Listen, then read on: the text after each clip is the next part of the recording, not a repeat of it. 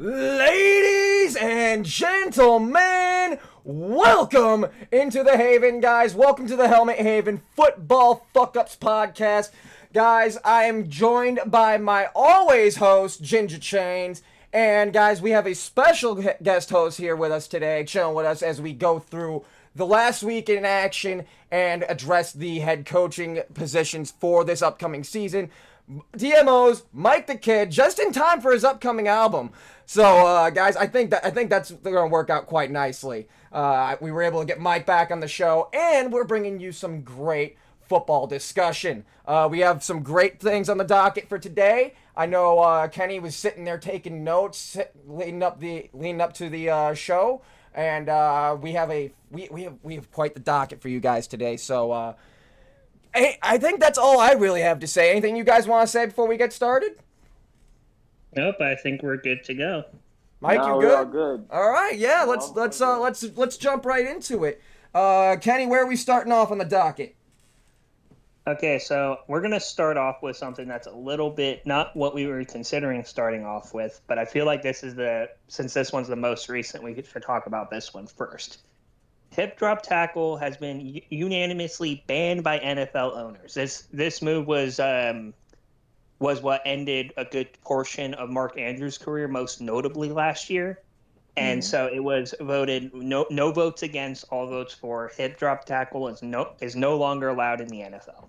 Hey, quite frankly, the way I see it, if it's unanimous, I mean, I have no issues with it. I mean, clearly, I mean, the word on this, the word for as far as the NFL's gone, for the last, I don't know how long now, is been player safety. They keep preaching player safety. We want to reduce concussions. We want to keep our players healthy. We want to, make sure that these players can have extensive careers. So I definitely think that this might be the right move. And I know there's going to be a bunch of, football geezers out there like, oh, this is just proof that the game's getting more and more soft as we get older. But, again, this is all about player safety. So, quite frankly, I think with a unanimous vote, I don't think there's anything to, be angry about. Yeah, I agree. That's obviously it's injured quite a few players. Mark Andrews being the notable one from last year. And though maybe the players don't like it and the older generation doesn't like it, the NFL does have, obviously wants its players to have longevity. And so obviously unanimously, there's no way that you can even try to complain about it at this point if the owners have decided unanimously that's not okay. Yeah, and guys, we're just gonna touch on this briefly. I know. With this rule change, a lot of people were, pushing for the tush push to be banned. Guys, let's be real. The only reason the tush push worked was because of Jason Kelce, and Jason Kelce retired. Nah, yeah, that's just the way it is. I mean, I know last week we joked about how the words tush push were gonna be the bane of Saquon Barkley's existence in Philly. But I think that's going to be maybe for a few weeks before people realize that Kelce was what made that work. Okay, second thing we're going to touch on technically third, but second real thing. Before we get to the recent retirement news, I wanted to touch on this real quick. Aaron Donald said upon his retirement while in an interview that he was burnt out but also happy with where his career had ended. Okay, so you know what? I don't blame him. I think it's a great career, but you know what? It's like the Tom Brady situation or like the Brett Favre situation. Once that good thing in your life is gone, you want more of it. And I know even Gronk had issues like staying out of retirement. As we all know, he came back for one more year with the Bucks. It's simply a matter of once that thing is gone that's been in your life for so long and you're no longer playing it anymore, I think that's kind of a culture shock to a lot of players, and I think they just they kind of they get this craving to be back in the action, back in the heat of battle, as they would say. Yeah, it's definitely something to look at. Who knows, he might end up coming back to footballs at some point. And to make this clear to those that are going to be watching the VOD and those that are watching live, this is not the same as Andrew Luck, okay? Andrew Luck retired because he was injured to all hell. There is a difference. Yeah. He was beat up. Yeah. And We we touched talked on about Andrew this Luck last briefly week. last week because my God, that kid he never got given a chance. It's just like, quite frankly, a lot of the players that we were talking about before the podcast started with the 2021 QB class. Is a lot of these players just did not get the chance to succeed because of the position they were put in. Totally. So on the topic of retirements, just sometime last week, Leighton Vander Esch retires from the NFL after 6 seasons, all of which he was battling neck injuries.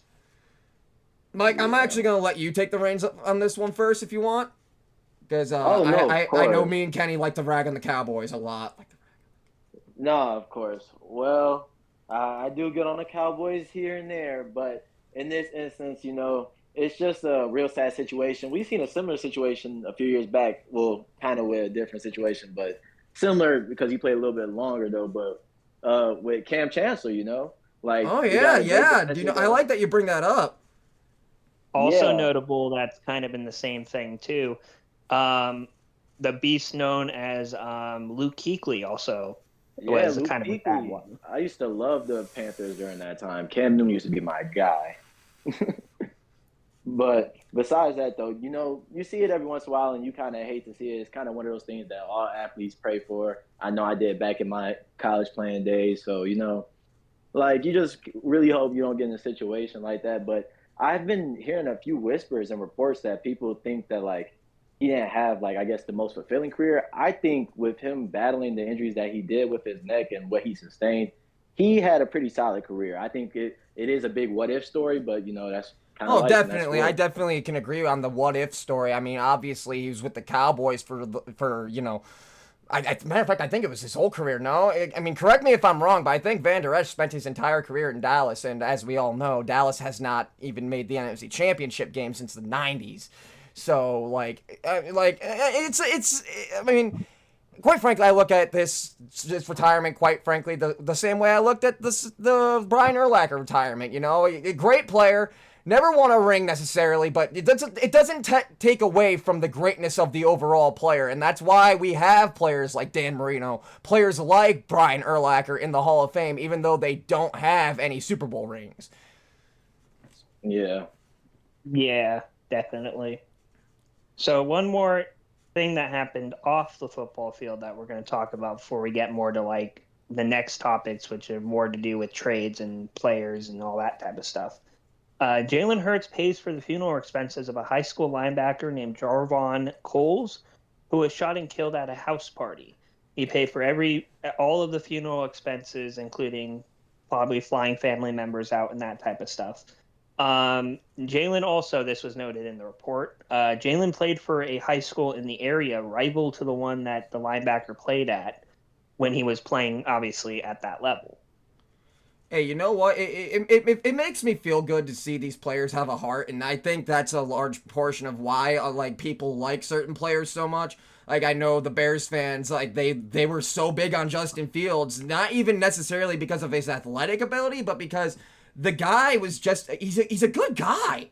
The kid's got a heart, and if I mean quite frankly, if you're against all these players showing these acts of charity and kindness, like what are you doing, dude? Like I like to see these players have a heart, and that's why we have the Walter Payton Man of the Year award, because we need like the NFL constantly goes on about how they banned, taunting because, kids watch this show, and we know the NFL wants to have an organization of role models, and when you see stuff like this, it definitely, it makes the role model thing stand a little bit more firm, even though I think the taunting, rules have gone a little bit too far at times. Yeah, Yeah. that's definitely been a long-standing thing, and I actually think the same thing when any professional athlete, especially when they make the type of money Jalen does, to see them not be selfish with it and use it for other purposes is definitely refreshing. We've seen some other players that have done that in the past as well. Most notably, a few years ago during the hurricane or whatever that destroyed Texas, J.J. Watt putting that foundation together. Yeah. Um, yeah, we've seen players like him do stuff like that, and it's always fun to see those type of things happen when something bad happens, something good coming out of it. Mike, anything you want to touch on? Oh, all I was gonna say was that like it's really needed in the game. I feel like sometimes these organizations, and you can look at this across like all sorts of sports mediums, where you're looking at MLB or NHL or the NBA. Like we always talk about, and those organizations, they want players that are advocates in their communities, like change movers and free world thinkers, if you will, like really people that someone could be proud of and role models for the community. So it's good to see that they're out there doing that, especially since there's always going to be this slight like connotation over professional athletes and professional sports as a whole that like, oh, they're all assholes, like they don't really care about anybody, they just go around spending money on jewelry and stuff, like they don't, so it's nice to see that though. Yeah, no, and especially considering that you hear so much in the news nowadays about, oh, this professional athlete killed somebody, this professional athlete did this professional athlete was caught drinking, this professional athlete was arrested. You hear about that so much, and when you hear about stuff like this, you're like, damn, maybe these guys ain't so bad after all. Yeah. And you also said about being an advocate in their community. I know that's something that you're very heavy on, and I'm just gonna give you a quick shout out here because guys, Mike's a major advocate in his community. I know firsthand from being there for a stint, and guys, I like. We need more people like Mike. We need more people like Jalen Hurts. We need more people like this in the world because, you hear so much bad news on the news that we need more good news going around. Yes, and thank you. That was very nice. I just be doing my thing. You already know. All right, guys, we'll stop bragging on you with the heartfelt, lovey-dovey shit. Let's talk some ball. Okay, real quick. 49ers lose a 5th-round pick for administrative payroll accounting error. Now, this might not seem like a big deal to most people, but notable 5th-round additions that they have made over the past few years: George Kittle, DJ Reed, Dre Greenlaw, Colton McKenzie, I don't know how to pronounce that. Their safety, Hufanga, was also a late-round pick. Dante Pettis, Debo Samuel, Aaron Banks, Drake Jackson, also late-round picks. I mean, we keep going on about these late round picks that the Niners keep landing, and yet we're not even touching on the I mean, quite frankly, probably the biggest late round pick that they've ever had in their quarterback, in Brock Purdy. Yeah, you kind of cut me off before I got to that. I was kind of trying to do it in year-to-year type deal, and that was only 2 years ago. Yeah, no, I don't know how the Niners keep landing these late round picks that turn into absolute fucking gems, but like them losing that 5th round pick might actually mean something again because the Niners keep landing these great picks that these great late picks that are absolute gems and actually end up becoming something in the league. As you just mentioned, all those notable names like Kittle and Purdy, just those names, those are all major names in the NFL now. Yeah, and it's like, you see a good chunk of their defense were late round picks. A decent portion of their offense was late round picks. Obviously, some of them were traded for, CMC being the most notable in that conversation. But a lot of their team is consisting of late round picks that have just worked in Kyle Shanahan's system. I mean, to be fair, when you play in a team that was as stacked as the Niners last season, I mean, it's very hard to fail. But at the same time, if the talent ain't there, you're just not going to succeed. It's a given. Well, ask the Cowboys. It doesn't always work out. Okay, so real quick, I think we're good on that part. There's not much else to say there. I mean, Mike, anything you wanted to add to the discussion? No, we're all chilling. Let me hit that next segment. Okay, so next we're going to talk a little bit about some of the drafting and trades and such that went down over the last week. Sean Payton says there's realistically considering a trade down from 12 overall for a quarterback. I'm just going to say it. He's a Broncos head coach. I'm going to say it. You're a dipshit if you really thought that we did not know you were going to do that. Yeah, I mean, that's kind of a given. I mean, who's their starting QB right now? Jared Stidham? Their current starting quarterback is Jared fucking Stidham. Yeah, no, they ain't going to go nowhere with that guy. I mean, obviously they're going to try and trade up and try to draft a quarterback. That would be like you guys rolling into next season with fucking Tyson Bagent. Yeah, for real. Dude. For real. You're not a threat. Although, watch the Bears roll into season with Tyson Bagent. That would be the most Chicago Bears thing ever. See, here's what I think would be funny, because we're touching on that real quick. Imagine if they draft Caleb, then he pulls an Eli Manning. Guess what, dumbasses? You just lost your leverage. Literally. Oh, you don't want him and he doesn't want to play there? Here's a 5th-round pick, buddy. Take it and get the fuck out of my face. And I don't know if you guys have touched on it yet, but my personal take, I don't know the guy personally. I really hope he's different. But just some of the battles that he went through in college is giving Diva just a tiny bit. Like, and he's giving that same vibe where he'll really just be like, nah, I don't want to play for you guys. Yeah, no, I Caleb, definitely. As a matter of fact, we could probably. I know we're probably going to touch on the Caleb Williams versus Justin Fields a bit more later, because we have been since we started the show. Obviously, it's been the big story since we started the show. That's kind of why we, did the first episodes, because we wanted to address that. But guys, as mentioned, I'm from the Chicago area. Hell, Mike is too, and I'm as a matter of fact, I'm even closer to the city. I live right outside the city. And guys, I am not a fan of Caleb Williams.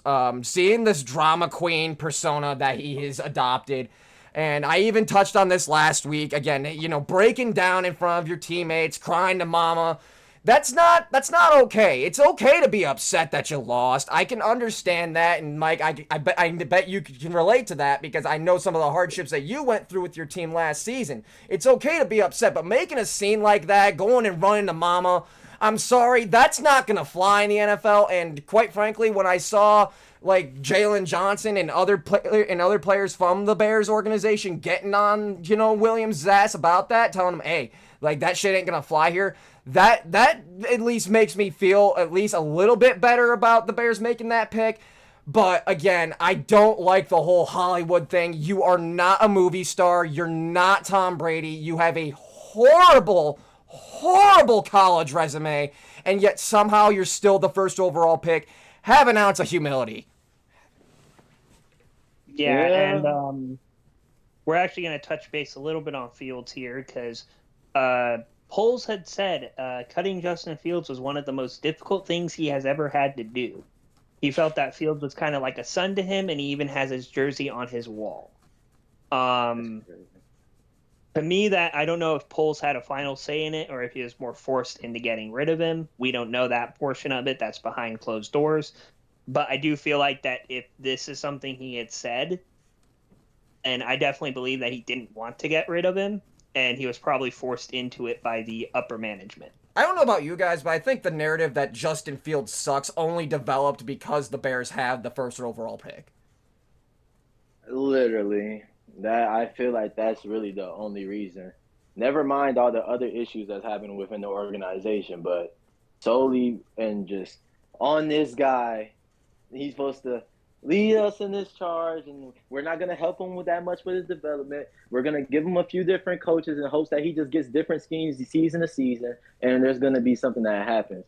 And it's been very frustrating to watch, even though my fandom doesn't lie with the Bears, but still, being an Illinois native. If nothing else, Mike, even as a Packers fan, even as a Packers fan, Mike, I'm sure you'd still want to see the Bears and Packers have a competitive rivalry again, at the very least.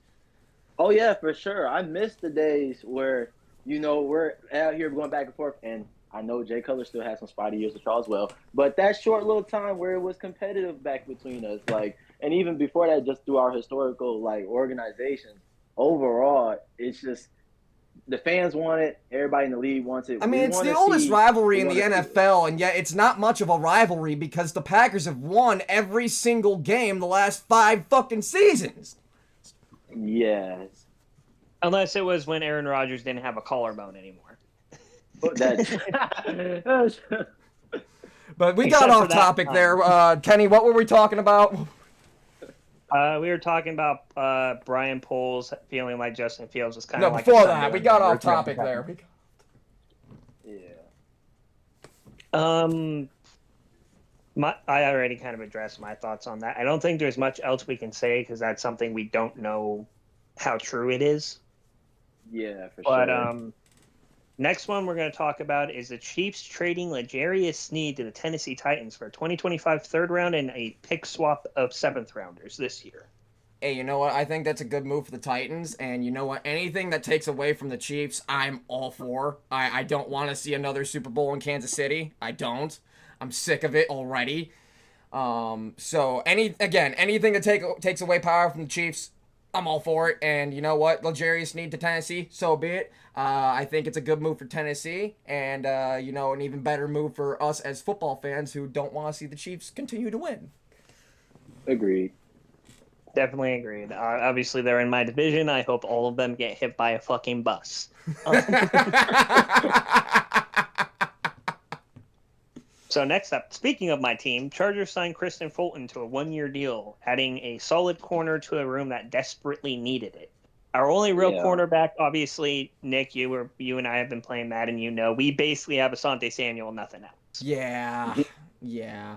That defense is not looking good as far as the secondary goes. So I definitely think this is a good move for the Chargers. Again, their offense is probably the side of the ball that needs more work now with all of the signings that have left, be it Keenan Allen, Mike Williams, Austin Eckler, etc. But again, that Chargers secondary definitely needs work. They were number 32 in the league in pass defense for a large portion of the season, and that shit ain't gonna fly. But again, I think a portion of that can be attributed to Brandon Staley being a fucking idiot. But again, number 32, that ain't gonna fly, especially when you got guys like Joey Bosa and Khalil Mack on your defense. Not to mention Derwin James. Yeah. I.e. Derwin James, the guy that NFL officiating loves to lock in on anytime he does anything. When there's a lot more criminals out there from a league standpoint. Hey, NFL, you remember Ndamukong Suh? You remember that guy? Yeah, you should have penalized him a bunch, dipshits. Derwin's making like legal tackles or borderline like bang plays, and he always got penalized for it last year. It's like, dude, if you're gonna target him, don't make it obvious. Yeah. Some bounty gate bullshit. A bit off topic, but again, guys, to everyone that thinks the NFL is rigged, again, we don't think the NFL is rigged. As a matter of fact, we will highly advocate that it's not rigged. But as far as the league having a biased opinion as to who succeeds and who doesn't, I definitely think that the league does play a part in that, and that the officiating does help certain teams succeed over others. Jeez. Like I think that's a fair assumption, no? No, yeah, definitely a fair assumption, though. Yeah, I mean, we already know who the biggest offenders are. That glares at the Chiefs locker room. Glares at the Chiefs, glares at the Packers. All right, so the next topic I wanted to bring up was a little bit of a little competitive rivalry between two teammates. DJ Moore excited to have Keenan Allen join the wide receiver room in Chicago, saying it might be a race to get to 1K between them. You know what? I think it probably will. Especially again, people. This is assuming that Caleb Williams is as good as people are hyping him up to be, and that he is going. Caleb Williams is going into the best situation that a rookie QB could ever ask for. The Bears have gone and completely assembled a team for him to succeed. So if he doesn't, this kid has no excuses. So when they run him out of town, I won't feel bad about it. But with Keenan Allen being on the team now with DJ Moore, I even asked the question last week, who's going to be the Bears wide receiver one? Is it going to be DJ Moore, or is it going to be Keenan Allen? And a lot of people are saying Keenan Allen, a lot of people are saying DJ Moore, and I definitely think that that's a fair assumption to say that it's going to be a race to 1,000 yards between those two. It's going to be a 1A, 1B situation. I definitely think that's true. They are both big dogs in terms of wide receivers. They both have, alpha personalities. And I think it's going to be like a Waddle type of situation where one's going to go off one week and then the other one's going to go off the other week. Ooh, another duo that I could see them being if it all works well, given that this whole quarterback situation work out for y'all. I also think that they could give kind of shades of, A.J. Brown and Devontae Smith just a tiny bit. kind of like this combo sort of thing. When one's a little off, the other one picks it back up. Yeah, I definitely agree with that take. I think that's a good take. Just I mean, considering if Keenan one's Allen kind at of 30 slacking, was- you've got another alpha dog there to cover it. While we're on the topic of Keenan Allen, and since we have a Packers fan here, fuck you and your son. Whoa. I had to. He dropped a wide open pass because the sun got in his face. Fuck your Yeah. son. It'd be Fuck like the that, sun. angles. All angles. right. So staying in the NFC North, Lions cornerback Cam Sutton cut from the Lions following a domestic violence arrest. Reportedly, he threw his girlfriend out a window. Now again, guys, these are just allegations. We're not gonna go around pointing fingers. All are innocent until proven guilty. We're not Not gonna on go this and get all podcast. political on you. But Yeah, not on this podcast. Nope, we don't do that here. Yeah, no, we don't do that here. But guys, again, this is sort of what we touched on earlier. You hear so much in the news about these players being complete morons, being complete assholes, and getting arrested for dumb shit like this. The only time that's been true was when it was Johnny Manziel. Yeah. But again, guys, like I said, we're not here to say whether he's guilty or innocent or whatnot. We're just here to say, hey, you done fucked up, and that's the end of the discussion for me. Yeah, that's the end of that's that it one for for me. me too. Okay, so Jets signed Mike Williams, my former Charger. I'll miss you, Mike. 1 year, $15 million deal. Important note, Mike, you're injury prone. Why would you go to MetLife to play football? That turf likes to kill you. Bro, Mike Williams is going to have a shorter career on the Jets than Aaron Rodgers did last season. Yeah. He's gonna bro. He's not even gonna play a full play on the field. He's gonna step foot on the field and he's gonna go down with a torn ACL. I don't know. There's something about that turf. Mike, you should have went literally anywhere else. I'm sorry for your knees, your ankles, your Achilles, whatever the hell gets injured while you're there. Like, I understand one does not just pass up the opportunity to play with Aaron Rodgers, but like, come on, you gotta be a bit smarter than this. Yeah, you have to, weigh the options here. I mean, you get to play with Aaron Rodgers, yay, but if you tear your ACL after 2 plays, then what's the point? Yeah. I'm just hoping that he does kind of get out of this little injury bug, because if he can, and hoping that everybody else involved can stay healthy, I don't see why not he can get the Brock a little bit more playing with Aaron, though. I definitely think that's a fair assumption if he can stay healthy. Except that second part about him getting the rock more. Bish, Herbert loved throwing to that guy. I don't know what the hell you're talking about.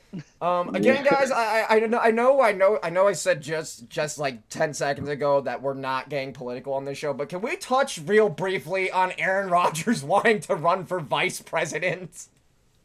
No, we are not touching on that. I refuse to believe that exists. I refuse that it even exists. The fact that we live in a timeline where Aaron Rodgers said he wants to run for vice president. I mean, to be fair, the vice president is probably the most useless position in the government, as was stated by the first ever vice president, but still. Now, to be fair, since we decided to bring politics up, I'm just going to say this. He'd probably still have a better campaign than Trump has. Yeah. But it's also kind of giving, like, Kanye West for 2024, Aaron Rodgers' political run was shorter than his Jets stint last season. All right, so next up we have Chase Young going to the New Orleans Saints shortly after agreeing to go to them. He also had successful neck surgery too. So, well, you know what? Good on him for having the successful neck surgery. I know he's needed. I know he's very prone to that injury bug as far as neck injuries go. And I think this is a good sign for New Orleans. Again, I don't think the NFC South is going to be a very competitive division. We've been referring to that division as tank division for some time, and I don't think that narrative is going to change yet. Obviously, there are certain teams that are looking to change that narrative, teams like the Bucks, teams like the Saints. But I do not think that this is necessarily just going to be right out the gate like, hey, this is like a major division all of a sudden. Again, because we have the Panthers in this division. We have like the NFC South is not good, guys. We the Derek Carr led Saints. I'm sorry, I don't care what anyone says. Derek Carr is ass. He will always be ass, and he will throw probably 6 or 7 interceptions. I'm not saying that Derek Carr is the answer at quarterback for New Orleans. Don't get me wrong, but I'm just saying this signing for the Saints is definitely a good piece for their defense. Especially on a defense that was lacking last season. I mean, I know they didn't make the playoffs. I mean, that's partially due to the fact that their competitive. I put that in quotes because again, the whole division was ass. But the defense was a large part of why that team was not successful because look at that offense. I mean, granted, Derek Carr is awful, but they had Michael Thomas healthy for a large portion of the season. They had Kamara once he got back from his suspension. I mean, that offense was not bad. They had the solid Chris Olave as well. I think there's a lot of wild card potential with that team. No, I think that's actually a fair assumption. Maybe a wild card spot for the Saints. I think that might be a pretty solid prediction. Actually, yeah, that's a solid possibility, I would think. Also, I feel like we need to get a petition out there to change the NFC South's name to NFC Mid South because all of them are mid. Mid-South. Wait, are you calling the Panthers mid? That's an insult to anyone that's actually mid. Okay, I'm sorry. The Mid South except the Panthers. Mid-South except the Panthers. Except the Panther. Who, by the way, as much shit as we're giving the Panthers, some solid moves were made by them this Solid season. moves. Yeah, guys, we rag on the Panthers a lot because again, that team was set back like a decade when the Bears fleeced them for DJ Moore and all those picks. But guys, the Panthers are at least taking steps in the right direction, unlike the team that we're gonna talk about for our final segment in Fuck Up of the Week, guys. Okay, so next important signing that happened. The Browns first traded for and now have signed Jerry Jeudy to a 3-year deal worth $58 million. Okay, hear me for a second. Now go for it. Shoot your shot, bro. I personally have been getting on Jerry Jeudy a lot these past few seasons because he's supposed to be top shotter over there at Denver. However, I understand that they've had some quarterback troubles. So I'm giving him a chance, but we all know athletes do go to the Browns to die. So I don't know. I mean, yeah, I definitely think that's a fair assumption. He's got Deshaun Watson thrown to him, and guys, I don't care what anyone says. Deshaun Watson's never gonna go back to what he was in Houston. Ever since those allegations and he missed a whole season, like he's washed. Deshaun Watson is washed up, guys. I don't care what anyone says. He's not good anymore. While we're on the topic of Deshaun Watson, from what I hear, I talked about this last week, but he kind of forced Joe Flacco out of the organization. I mean, I wonder why. Maybe it was because Joe Flacco played 20 times better at him at like twice the age. I know. I mean, it's quite sad when Joe Flacco is signed off his couch and still leads the Browns to the playoffs, and that's more than anything you've done in your tenure there. Yeah, not a good look at all. Okay, so next signing is the Bengals signing probably future Hall of Fame tackle Trent Brown to a 1-year deal. And you know what? They need to protect Joe Burrow. I mean, we all saw what that team was without Joe Burrow last season, and that team is nothing without Joe Burrow. Burrow is the catalyst for the Bengals' success, and that's, quite frankly, I know a lot of Cincinnati fans out there are looking at last season like, man, what could have been had Burrow stayed healthy. And I'm sort of on that bandwagon with him. What could have been had Burrow stayed healthy? I know that Burrow is the catalyst for that team's success. He is the center stone of what they have built in Cincinnati, and he is the centerpiece of what that rebuild was. And now that rebuild is complete, it's just a matter of they need to keep their star player healthy. Don't Andrew Luck him, Bengals. I swear to Christ. Please don't. Okay, next up, the Dolphins sign Shaq Barrett, who was a former Tampa Bay Buccaneer. Anyone else want to take the reins on this one? I think Shaq Barrett is a pretty solid guy, linebacker-wise. He puts together some solid years. I think he had a slight down year, which is why they didn't bring him back, or maybe it was a salary cap issue. But this is a solid signing for the Dolphins. This replaces Van Ginkel, who was their outside linebacker before. And yeah, just a great job at replacing a player with someone who's about on the same level as the player they lost. Yep. Yeah, I think that's a good prediction for it. I think this is a. Not to mention, you also lost Christian Wilkins, who was also a big piece of that defense. So I think that this is definitely going to fill a sort of a hole that was left by Wilkins leaving. Definitely. Next up, this is a little bit of a minor signing. The Niners sign Josh Dobbs to back up Brock Purdy. Pretty solid signing, in my opinion. He did pretty well with the Cardinals and then did an okay stint with the Vikings before that went to shit, too. But he's a solid backup, and I think that helps them out if anything happens to Brock Purdy. The Pastronaut, I definitely think that's a fair assumption to be a solid backup. I will say this. I do like the Josh Dobbs memes that we had last season. That was legendary for the 3-4 weeks that we had it. Yeah. You know, he's a space nerd by day and an NFL quarterback by night. Yeah. Just like we're not going to talk about what Deshaun Watson is off the field. We're not going to get into that. And he's not even an NFL player. He's running star charts and then he's running trains on your mom at night. No, that's Zach Wilson. But no, I think that's definitely a solid spot for him. I mean, he did have some successes. I feel like maybe if he developed more, he could be a starting guy. But for this point in his career, everything that he's doing, that's about the life he's living right now. So. I mean, that's a chance at a ring right there too. Yeah. I mean, yeah, anyone that goes to San Fran or even KC, I mean, they're just basically asking for their shot at a ring. They're selling their soul for a shot at a ring. Okay, so now on to some of the free agency signings that we noted as well. Nick Scott signs with the Panthers. I think he was a former safety for the Bengals.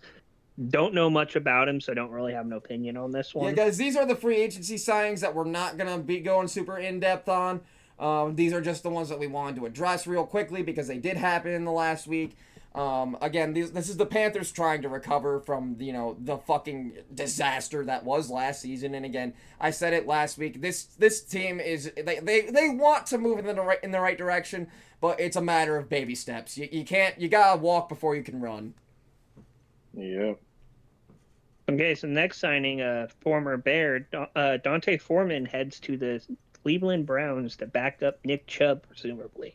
Okay, this one I actually did want to touch on. I actually do have something to say. I definitely think that this is solid for the Browns. I think that this could put a tandem backfield back in their running back room after considering that Kareem Hunt is no longer on the team. Giving Nick Chubb the opportunity to get off the field and get a breather is paramount, especially after he fucked up his knee last season. Which, by the way, Nick, you also fucked up my fantasy season with that, so thanks. But, let's be honest, you're a Bears fan. It would have been fucked up anyway. I mean, DJ Moore, I did trade Devontae Adams for DJ Moore after that, but, Yeah. Also, important note about Nick Chubb. Watson, it should have been you. I stand by that, and I think we all do.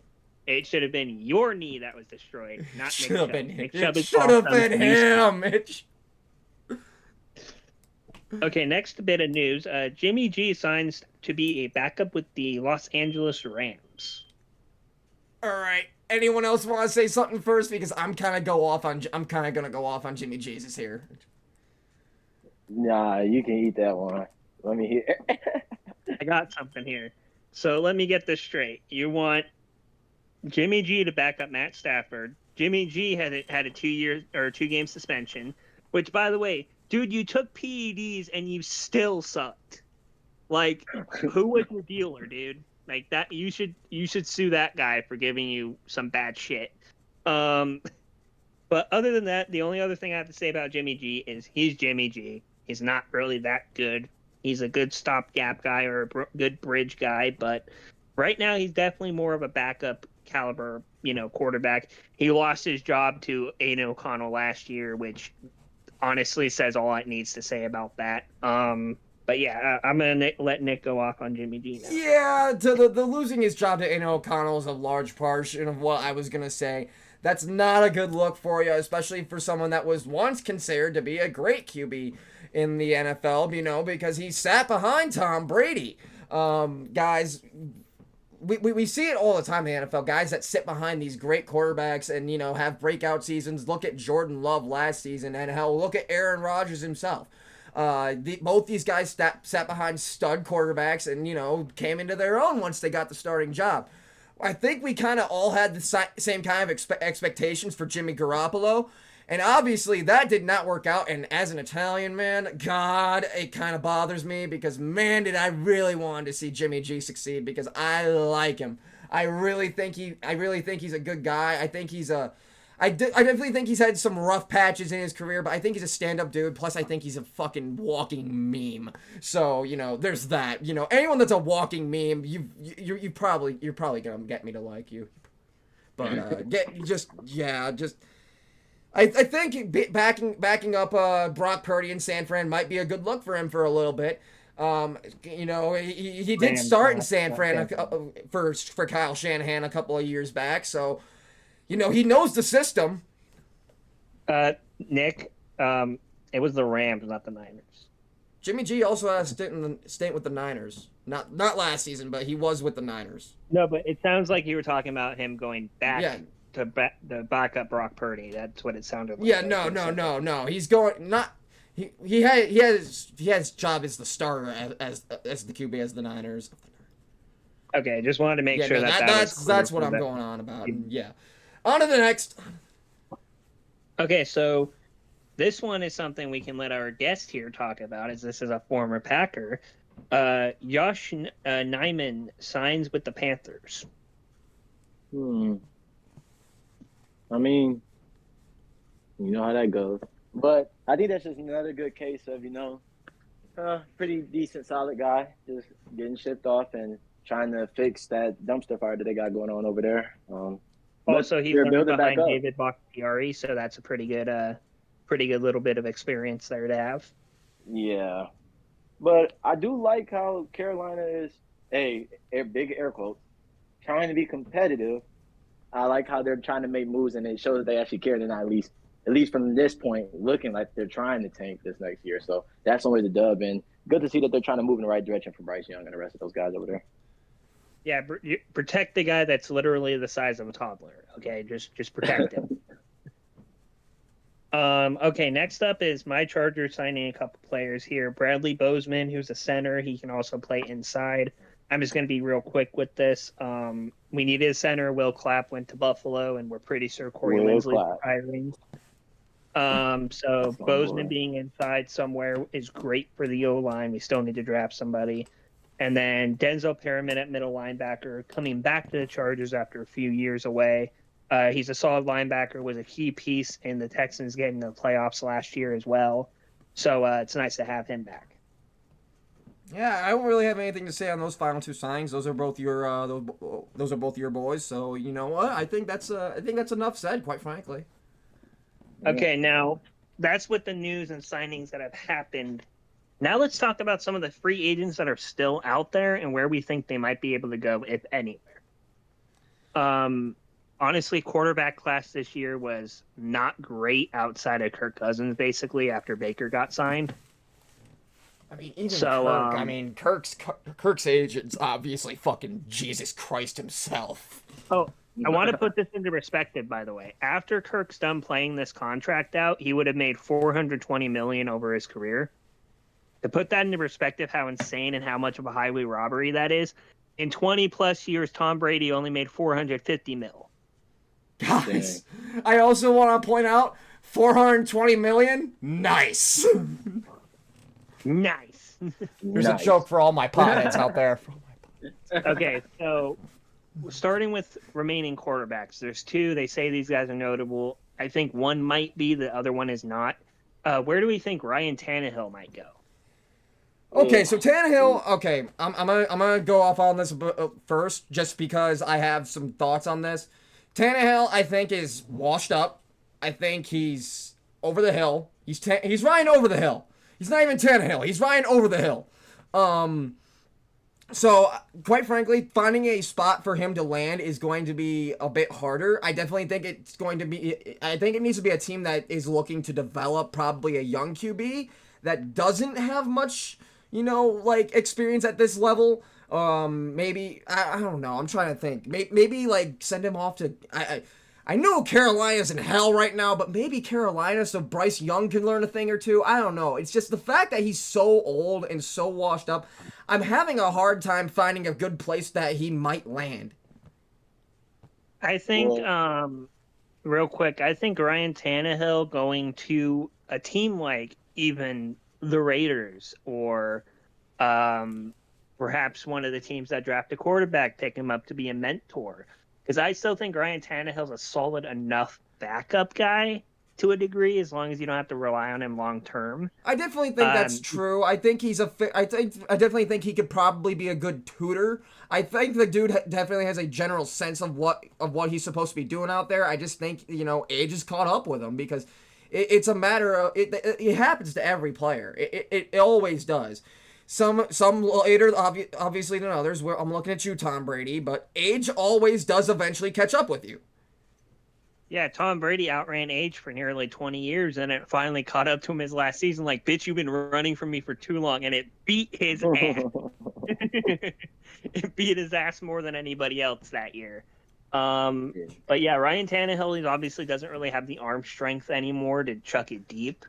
But he's still a solid enough guy that if your quarterback gets injured and is out for the game, he still can come in and do something. But yeah, I think he's more of a tutor role. Mike, anything to say? No, that was really all that I was just about to touch on too. I think he's definitely a good backup guy. I could definitely see him coming into a game like, oh no, we just had our starter come out, and now he's kind of entering the game and kind of is like divvies up that load a little bit. Might even walk out of there with a W for real. I don't know how long that'll be sustained for longer injuries, but I really think he is a good backup though. But that's all about for me. Adequate, guys. That's what we'll grade this is adequate. Adequate. For example, Ryan Tannehill, had he been on the open market after Justin Fields went down, he might have been a good enough option for you guys to maybe win a game or two. Tyson Bagent's up. But yeah, I feel like he would have been solid for you guys had this been last year after Fields' injury and he was still available. All right. Anyone else in the free agency pool? The only other quarterback that they list here, and this tells you how bad this quarterback class is, by the way, is Carson Wentz. Oh, God. I don't even know if there's going to be a team that even wants his services. I know there was a rumor that the Bears might sign him to a one-year prove-it deal. Obviously, I think that was just smoke being blown. I think that was complete bullshit. I don't think there's any team out there that's going to want a washed-up QB like Carson Wentz. I think we all know that the Bears are dead set on drafting Caleb Williams. So quite frankly, I don't even know if Carson Wentz would make a good tutor anywhere. Yeah, he had the one season in Philly and then he got hurt and then nothing to speak of after. Absolutely nothing. Another big what if story, but I think overall, like, I wouldn't be surprised if unfortunately, like, if he isn't picked up for some type of backup role, and that's the only way I could see him, because in the eyes of any NFL franchise, like, okay, if he's not good enough to be our backup guy, we might as well let him go, because we can just pick up a young guy in a late round or something that can just come in here. And even though they might not have as much experience in the league, or they might be immature, whatever the case is, they're younger, so they have a chance. So I wouldn't be surprised if he gets phased out these next couple of years or so. So basically how I view Carson Wentz is he's like the opposite of Baker Mayfield. Baker Mayfield had that really good couple games with the Rams, went to Tampa, and we saw how that worked out. Carson Wentz is not going to be that guy. Okay, he had one game with them, did okay, but we all know what Carson Wentz is. So, we knew what Baker was, but we also knew Baker had the talent. He just was in shit situations for the most part. Carson Wentz has not been in shit situations. He was with the Colts a few years ago, literally lost them the playoffs on that last game that he played. That's what he is now. He's a guy that might be able to do good during the season, only might, but will probably end up killing you at the end of your season. Yeah, I definitely think that he's definitely one of those guys that crack under pressure. Okay, now on to the running backs. Some of the current wide receiver running back or or running backs that are currently active and could potentially go into a team and maybe make a difference. I'm going to start with J.K. Dobbins. He unfortunately has had the injury bug basically his entire career. But when we've seen the few glimpses we've seen, he can carry a football decently well. Unfortunately, most of the time when he does, he ends up breaking something. So we don't actually know what his longevity or if he can play a full season or even half a season at this point. But, I think if he can find out why he gets injured so much and how to maybe condition himself better, I do feel like he might go to a team like maybe the Eagles. They have Saquon already, but having him would be a decent, fallback plan. I Or definitely maybe think even that this guy might be a solid like maybe third down back or something. If he could stay healthy again. This is all depending on his health. And if he can, keep himself healthy and away from the IR. But again, I feel again, third down back maybe.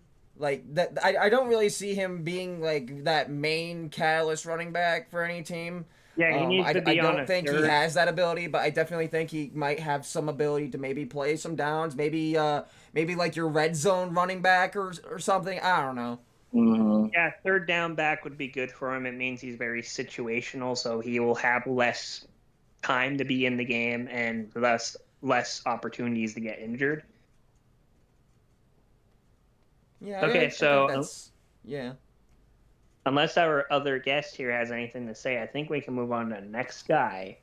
No, totally agreed on that. It was a good spot for him, definitely. Okay, next up is the guy that is a former Falcon and former Bear, I believe, in Cordero Patterson. Yes, indeed. Yeah, Big Stone Poppy. All right, I guys. think he did.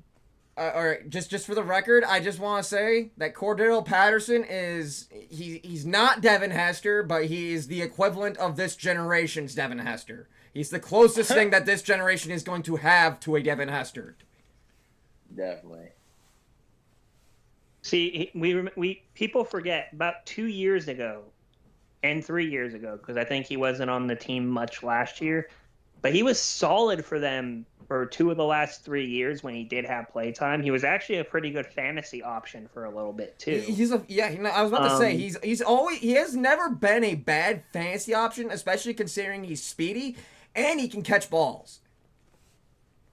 yeah, and so I think Cordero could go to a team and be a good second option and maybe a third on some teams, but I think he still has the speed and the ability to be a second running back in somebody's system. Yeah, maybe some of the shiftiness and the agility has gone away because obviously this guy's, he's getting towards the older portion of the league. He's definitely on the older side as far as players go, but again, this dude's still got it. I mean, he's not prime Cordero Patterson, but you're just good for what you're getting. Yeah. I think the biggest Yeah, problem that he'll probably face in free agency is just kind of that age concern. I feel like a lot of teams might be nervous about that, but we've seen these last few seasons, he still got a little bit of an explosive step, still making great plays out there. It just more comes down to like, does a team think that fit might be for them, and also yeah, accounting for his pace as well. he's entering his age 33 season. That would be his current age right now. I don't know when his birthday is, but that's his age currently is 33. If somebody were to decide to take a chance on him, that it would only cost them about $3 to $4 million probably. Yeah, I don't think that Um, he'd sign any major contract. And honestly, I think that I think if any team that is going to sign him, I think it might be a team that is looking to maybe mature a young running back. Sort of have him, help develop their new backs. Help develop the younger guy. an important thing to note here as well is Cordero Patterson, the 2 years that he actually had significant play time, he did have about 1,500 rushing yards and about 14 touchdowns in those 2 years. Yeah, not bad numbers. Not bad numbers. And mind you, that was his age 32 and 31 seasons, respectively. Yeah. So So he isn't missing a step. he hasn't missed a step. Last year, he didn't have a lot of numbers, but he was also behind Algier and Bijan, too. So Okay, so next up is the man who used to be a Dallas Cowboy, Ezekiel Elliott.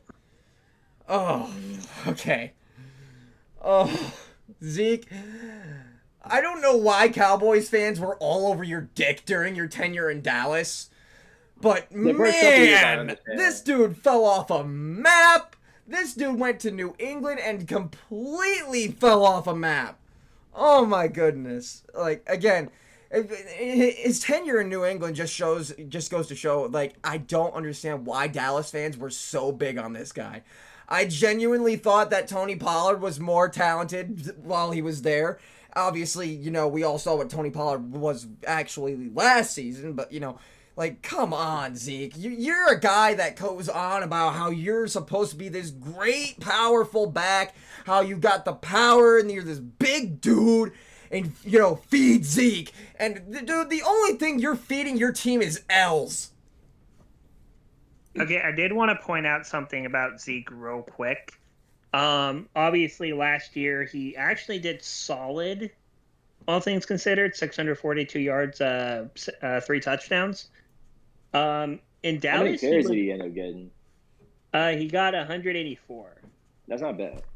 Oh, well, Yeah, he actually, was that's a averaging lot. about 3.5 yards a carry. So, Yeah, that's a lot, actually. Never mind. the year before that, his last year in Dallas, he had 231 carries, 876 yards, and 12 touchdowns. That's 3.8. But his best career year was actually his first year, which was Yeah. 1631, 5.1 yards a carry, and 15 touchdowns. Yeah, if anything, I think his numbers have been in a gradual decrease, and I think, and quite frankly, if the graph doesn't change, I don't see a team that's realistically going to want this guy. I think Elliott's going to be a guy that sits in free agency until another running back tears his ACL or is out for a few weeks, and then he gets signed, and then he gets cut once the guy comes back. I think that's probably a fair assumption. Yep.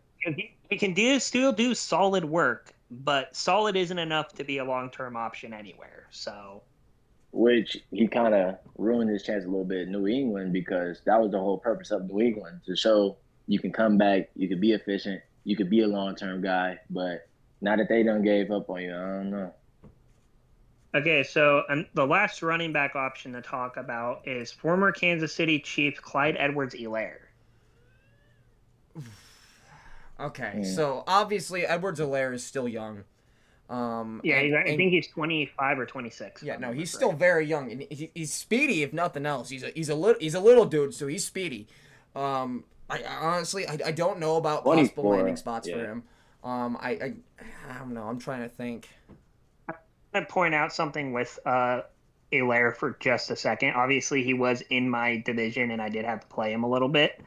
I did want to point out that he didn't actually go to a place where he would be at all a successful back, really, when he first got there. The Chiefs have always been a pass-first team, so that alone made it kind of hard for him to succeed. I definitely think that's I'll- true. I'm starting to think. I'm thinking maybe like go to the Giants because obviously they need a running back now that Saquon's gone, and honestly I think that might be a viable young option for him. Is Clyde Edwards-Helaire? Because if you look at his stats, like if you like the last 2 years, he hasn't had that much work. Pacheco, I think, took most of his carries, but his first 2 years he had nearly 1,400 yards and 8 touchdowns between those 2 years. Again, in a pass-heavy offense. And through the air, he actually wasn't that bad. Obviously, he didn't get as many catches as people like Travis Kelce and all that type of stuff, but he does have 765 receiving yards and 7 touchdowns receiving throughout his career. So he's a decent option. He just has to go to a team that actually uses their running backs more. Yeah, again, I'm starting to think here. Like maybe go to a team that wants to try and stay away from their passing game a little bit. A team like the New York Giants, because obviously they're going to their 6th year of Daniel Jones. Like go to a team where you're gonna get some reps and show everyone what you are capable of. Yeah. I think he'd be a good thunder or lightning to somebody's thunder. Specifically, I honestly think he'd be a good fit to go to a place like Green Bay where they have Josh Jacobs, and having a second guy that's more speedy might be a good choice. Definitely, I agree with that one. And if not, even if he isn't able to really use a lot of his speed on the ground per se, the stats show for themselves. He has pretty good hands. He has soft hands. Like he can be a good utility guy as well, depending on the team situation. He's a good Yeah, fantasy flex if nothing else. I also wanted to point this out too about his stats. I need to pull them back up real quick because I don't think I think those stats were on very limited actual catches too.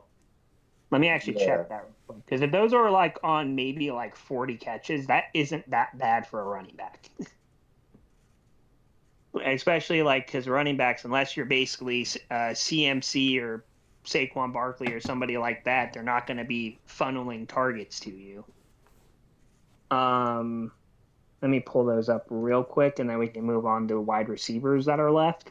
Again, I'm only going to bring up the ones that are liable or are liable options or possible options. For running backs, there was only 4, and quarterbacks only 2, but wide receivers, there's probably going to be more there.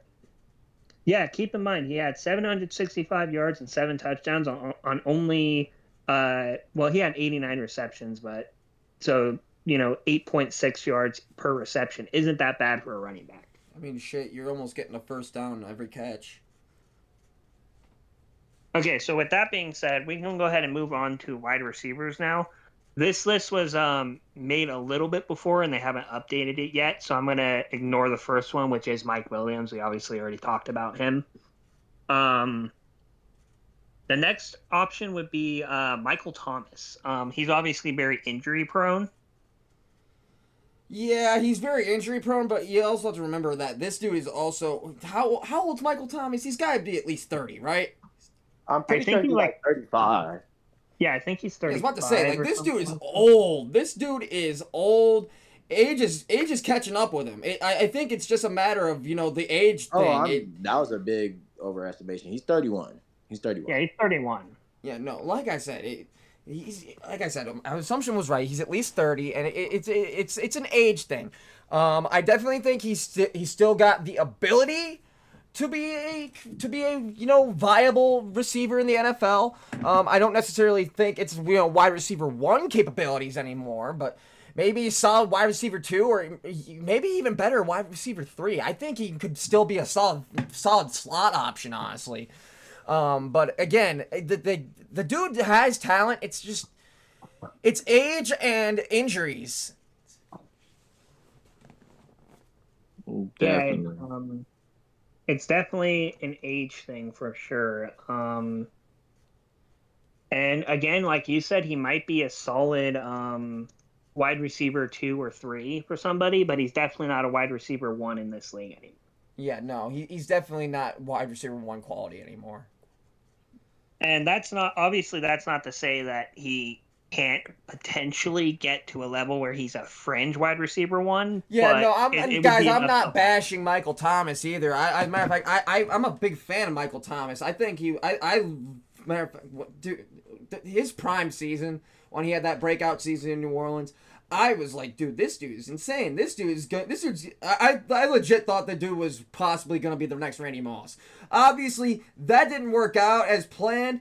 But I still think the dude has talent. And real quick thing I want to touch base on, with Michael Thomas, I want to bring this up real quick. I feel like the drop off at the quarterback spot also harmed him a little bit, along with his injury. Yeah, that's Obviously, definitely true. I definitely think going from Drew Brees to fucking the fucking Derek Carr, yeah. And then before that, Jameis Winston, and then you had the revolving door. You go from Hall of Fame QB to these, guys. To these. In fact, I believe I'm gonna look at this to make sure I'm right here, but I believe his decline actually started after Brees left specifically. I think he was still solid while he was there for a while, and he didn't get injured as much, if I remember correctly. I could. Though, I could see him being a really cool guy for, Arizona. Actually, they could have. Ooh, you know what? That might not be a bad idea. I actually like that idea, Mike, because I know the word on the street is that with the Bears likely drafting Caleb Williams, that MHJ is likely going to land in Arizona. So I think that might be a solid option to like tutor MHJ, get MHJ up to speed on the at what's going on at the NFL level. I kind Yeah. of like that idea. Plus, you can also have a situation where it's like, hey, like kind of more of like a friendly competition type of thing, like we talked about earlier with new receiver duos that's coming out this upcoming season. But it could be a 1A 1B situation where it's like, hey, if you guys work well with each other, we can get Kyler Murray on the same page as you guys. We can figure something out here. Yeah, I definitely think that Yeah, might not be a terrible idea. Plus, I think, um, Kyler Murray having some weapons like Michael Thomas and Marvin Harrison Jr. Like, I said it last week, guys, the Cardinals were probably the best bad team in the NFL last season.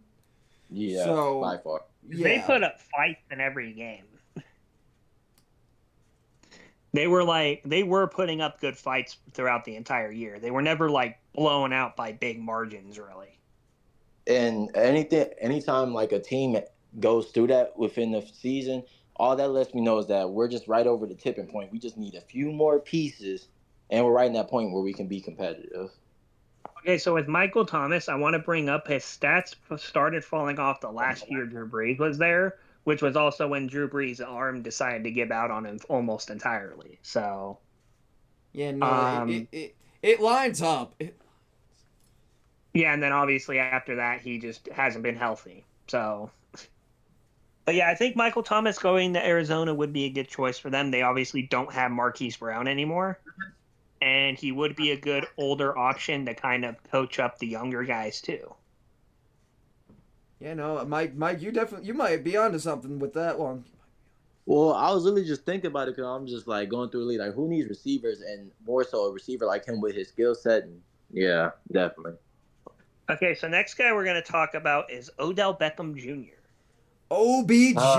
This is my guy. Real quick thing I want to point out here. Last year he made $15 million. To put this into perspective, for every yard he gained, he had $26,548 made. Yeah, I Ooh. definitely think that teams are overpaying this guy. I think I don't think he's ever gonna be what he was with the Giants. Not to say that he's terrible. You could do much worse than Odell Beckham Jr. But as far as those Obviously, the solid wide insane receiver one-handed 2 or 3. grabs, I don't think you're gonna be getting that anymore. I just don't think that's a realistic possibility. Yeah, but hear me for a second. Now, I'm gonna take my bias out of this because I do love Odell. He's been my guy since I was a young buck, especially playing the receiver position.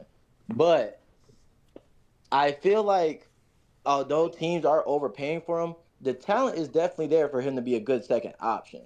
I just feel like the Ravens, in my personal opinion, misused him a little bit. They could have gave him a rock a little bit more.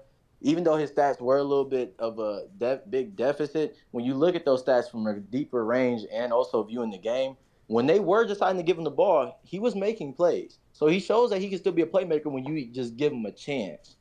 But I am hearing stuff. I don't know how true this is because it's just now getting out a couple hours ago. They said that the Dolphins have reached out to his team and offered him.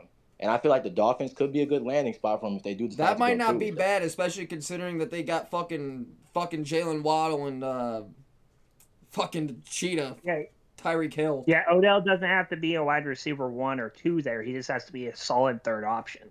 Yeah, no, giving Yeah. Tua that third option actually might be pretty scary. Fucking wide receiver room of Tyreek, fucking Jalen, and OBJ, like that might be terrifying. And there's a Hey, as lot of long as personalities, but if they can figure it out, get on one accord with Tua, they're gonna scare some secondaries out there this season. it's important to note with his last year in Baltimore with Odell, keep in mind that 565 yards he had was on only 35 catches. See, that's what I'm saying. Like he averaged 16.1 yards a reception. So yeah, obviously OBJ solid player, but seriously, these teams need to stop overpaying this guy. No, definitely. Like I wouldn't give him anything in the double digits a million coming, especially because Dolphins, because he has a better chance to, make a playoff run, even potentially Super Bowl if they can all figure it out. So I wouldn't pay anything over 10 mil though. And I love the guy, but yeah. Okay, and who I think is the biggest name that isn't, over 30 like, Michael Thomas and Odell are, would be the former Cincinnati Bengal Tyler Boyd. I I didn't like even know Tyler that boy Boyd. was in free agency. Shit. I think he's actually I don't know if he's for sure on free agency or if he's on the trade block. I need to look and make sure that that's not the case because he shows up as a free agent. So I know there were talks that Cincinnati wants to try and get JJ from the Vikings, but I don't know how realistic that is. I mean, there's definitely a shot because I honestly think Justin Jefferson rage quits around halfway through the season, if not sooner, with fucking at Sam his point fucking Sam Darnold Darnold throwing is him the their ball. QB1. Here's the thing: he's either going to murder Sam Darnold or he's going to fucking quit. It's gonna be one of those. Yeah, especially with the few good seasons that he has been having coming right out the gate from college. Like, I already know he's in the mindset of like, I need to start winning some games.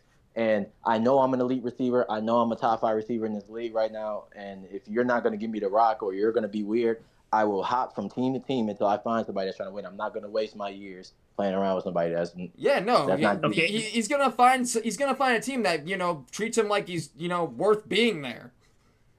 Because quite important to frankly, note I about don't see Minnesota going. Quite frankly, I don't even see Minnesota making the playoffs this season. so specifically talking about Tyler Boyd too. He's obviously been the guy. He was the guy for a little bit in Cincy, the number one, number two guy. Obviously, recently he was further down the depth chart thanks to Jamar Chase and T. Higgins for the most part. But last year he still had 54 receptions, 603 yards. He did only have one touchdown or no, hold on, wrong year. He had 67 receptions, 667 yards, but only had two touchdowns. A lot of that you do have to attribute to the connection between Burrow and the other two receivers, but also the fact that Burrow went down about midway through the season. So, Yeah, I Yeah, think that can play a large part in it, and also just the fact that again, this dude's been around since what? Since Andy Dalton was slinging the rock there. yeah, 2016 was his first year. That was back when AJ Green was still in his prime. Yeah, yeah, no, the he's dude's 29 been right now. around there for a minute, so I definitely think that age could have played into that as well. Yeah, I But I definitely don't will say think. though, I think it's a combination of Burrow's injury and well, he's 29, so he's not that old. yeah, he's But 29. yeah, I think a lot of it had to do with Burrow, but also just having more options. And then obviously after Burrow's injury, they kind of had to lean a lot more on the run game and stuff like that too. Yeah, I will say though is that if for some odd reason or whatever may happen, he doesn't return to Cincinnati. I will say though that I feel like I'm just my prediction. If he goes to any other team in the league with a decent quarterback, he can be a 700 to 900 yard type of guy. I'm I think honestly, I definitely obviously, I like that take actually. I definitely I like that take. 700, 800 I said yards. this when this news first came out about him being okay. So he is actually a straight up free agent. Just so you're aware, he is not on the trade block. He's a straight up free agent. Great, great. Um, and I honestly, obviously, with my current wide receiver room, I want them to go after Tyler Boyd if they can. Herbert throwing to a guy like Tyler Boyd would be amazing. Yeah, especially considering that you lost Keenan Allen and Mike Williams, that actually might not be a bad spot for him. Plus, he'd already be the wide receiver one. Even if we draft somebody, he'd still at minimum be the wide receiver two. And Herbert will sling it to him if he gets open or if he feels like he has a good chance at a ball. But yeah, I feel like his best options would go to, a team like the Chargers that need a number one wide receiver. He could be a good option for Arizona too if they don't go the Odell Beckham or Michael Thomas route. Um, I also think that a team like maybe even the Packers would benefit from having a veteran in their locker room. I Oh definitely yeah, think so. by far, stand by a Packers fan. We got a lot of young guys that can do some big things, but if we can get an older guy like that that can lead the charge, so to speak, of what it's like to be in the NFL, develop Jordan Love some more, that would be great for us. And if he actually does well, we might have him for a couple years for real. To be honest. Yeah, because honestly, like the Packers wide receiver room, young bucks all do something pretty well. Problem is they don't have that consistency, and bringing in a veteran that had that consistency for a bit I mean, the will Packers are the definitely youngest help team in the them. NFL. Yeah, I mean, come on, the youngest team in the NFL, and Devontae Adams fucked off, obviously, and he would have been a very good role model for him, but you know, Sad he. face. By the way, good job, Devontae Adams. You went to a team that had Derek Carr and Aiden O'Connell and Jimmy Garoppolo throwing you the football. Do you fucking regret it yet? I want to play with my roommate. Um. So real quick, the next guy we're going to talk about is, I believe, either the youngest or the second youngest currently in the free agency class. There might be people younger than him that aren't as good, but a guy named Michael Gallup from the Dallas Cowboys. Shit, he's in free agency too? I'm a Forgot about fan of that Gallup. one. Forgot. Yeah, I'm a Gallup fan has of been Gallup. solid. He's been in Dallas for 6 years, had 3,744 yards and 21 touchdowns in those years. So he's pretty solid. He was, I think, the wide receiver two for a small bit of time, but he's been largely behind at least two other people on the depth chart. Here's the So thing I like about that, Michael Gallup, all right? Michael Gallup is one of those guys that while he might not be the greatest receiver in the world, he's not Justin Jefferson or anything like that. The thing I like about Michael Gallup is that either he's going to catch the ball or he's going to make sure that nobody else does. he'd be good for a rookie quarterback or a guy like him going to the Colts would be pretty cool. He'd be good for Anthony Richardson. He can chuck a deep ball to him, and if it doesn't look like Michael Gallup's going to catch it, Gallup's going to, like you said, make sure nobody else does either. I get major Brandon Marshall vibes from this guy because, again, this dude, he's not some superstar, but he's a solid stud that does his job well, and he's either gonna do his job or he's gonna make sure that no one else does his job for him. Michael Gallup, by the way, is he just turned 28 on the 4th of this month. Yeah. So he's still a pretty young guy, too. You can probably get him for a couple seasons for decently cheap because he definitely is probably going to want to prove that he deserves the money. Yeah. I can see the Colts for him for sure. Okay, so I'm skipping the tight end position because the only one there is Logan Thomas, and he's not worth even talking about. Offensive lineman wise, we have some pretty good pieces here. We have Connor Williams, who's a center and a guard. I think he was previously with the Dolphins, I think. Hey, we don't really need to go super into depth on the lineman, on the offensive line or defensive line. That's Again, kind these are of the the only these are one the I'm going super to talk gritty about positions. there, But just because he is probably the most notable of the five guys. Again, guys, that's all these are. Is just when we talk about the line, offensive, defensive, doesn't matter. These are pretty much just notable names that might have a good piece. That might be a good piece to fit somewhere that needs protection for their quarterback. Yeah, I'm really only bringing up Connor Williams because he can play center and guard and was previously with the Dolphins and did pretty well while he was there. I think he would be a good choice for a team that has to rebuild the O-line. If you guys hadn't made all those signings, he would have been a good fit for Chicago. Yeah, no, Yeah. Jets. I'm looking at you. Maybe they go over to a place like you just brought up. Maybe the Jets. Maybe a team like the Raiders might be able to benefit from it. Perhaps Cincinnati. Yeah. There's a couple places that you needs can to go where overhaul you can actually make the a offensive good line. But that's all we're really going to say about that one. I'm not going to bring any more of those guys up. We are going to bring up two D linemen because I feel like these two are actually pretty good players still. Let's start with Emmanuel Ogbah, previously with the Steelers. Had a pretty solid season, was obviously third or fourth fiddle to Alex Highsmith and TJ Watt in the Steelers defense. I mean, when you're playing with TJ Watt on the same team as you, I mean, you're obviously not gonna be the catalyst of what makes that team run. But I definitely think that Ogbah is a solid option for a pass rusher. Maybe I don't know. I'm trying to think. But what teams are trying to work in their pass rush right now?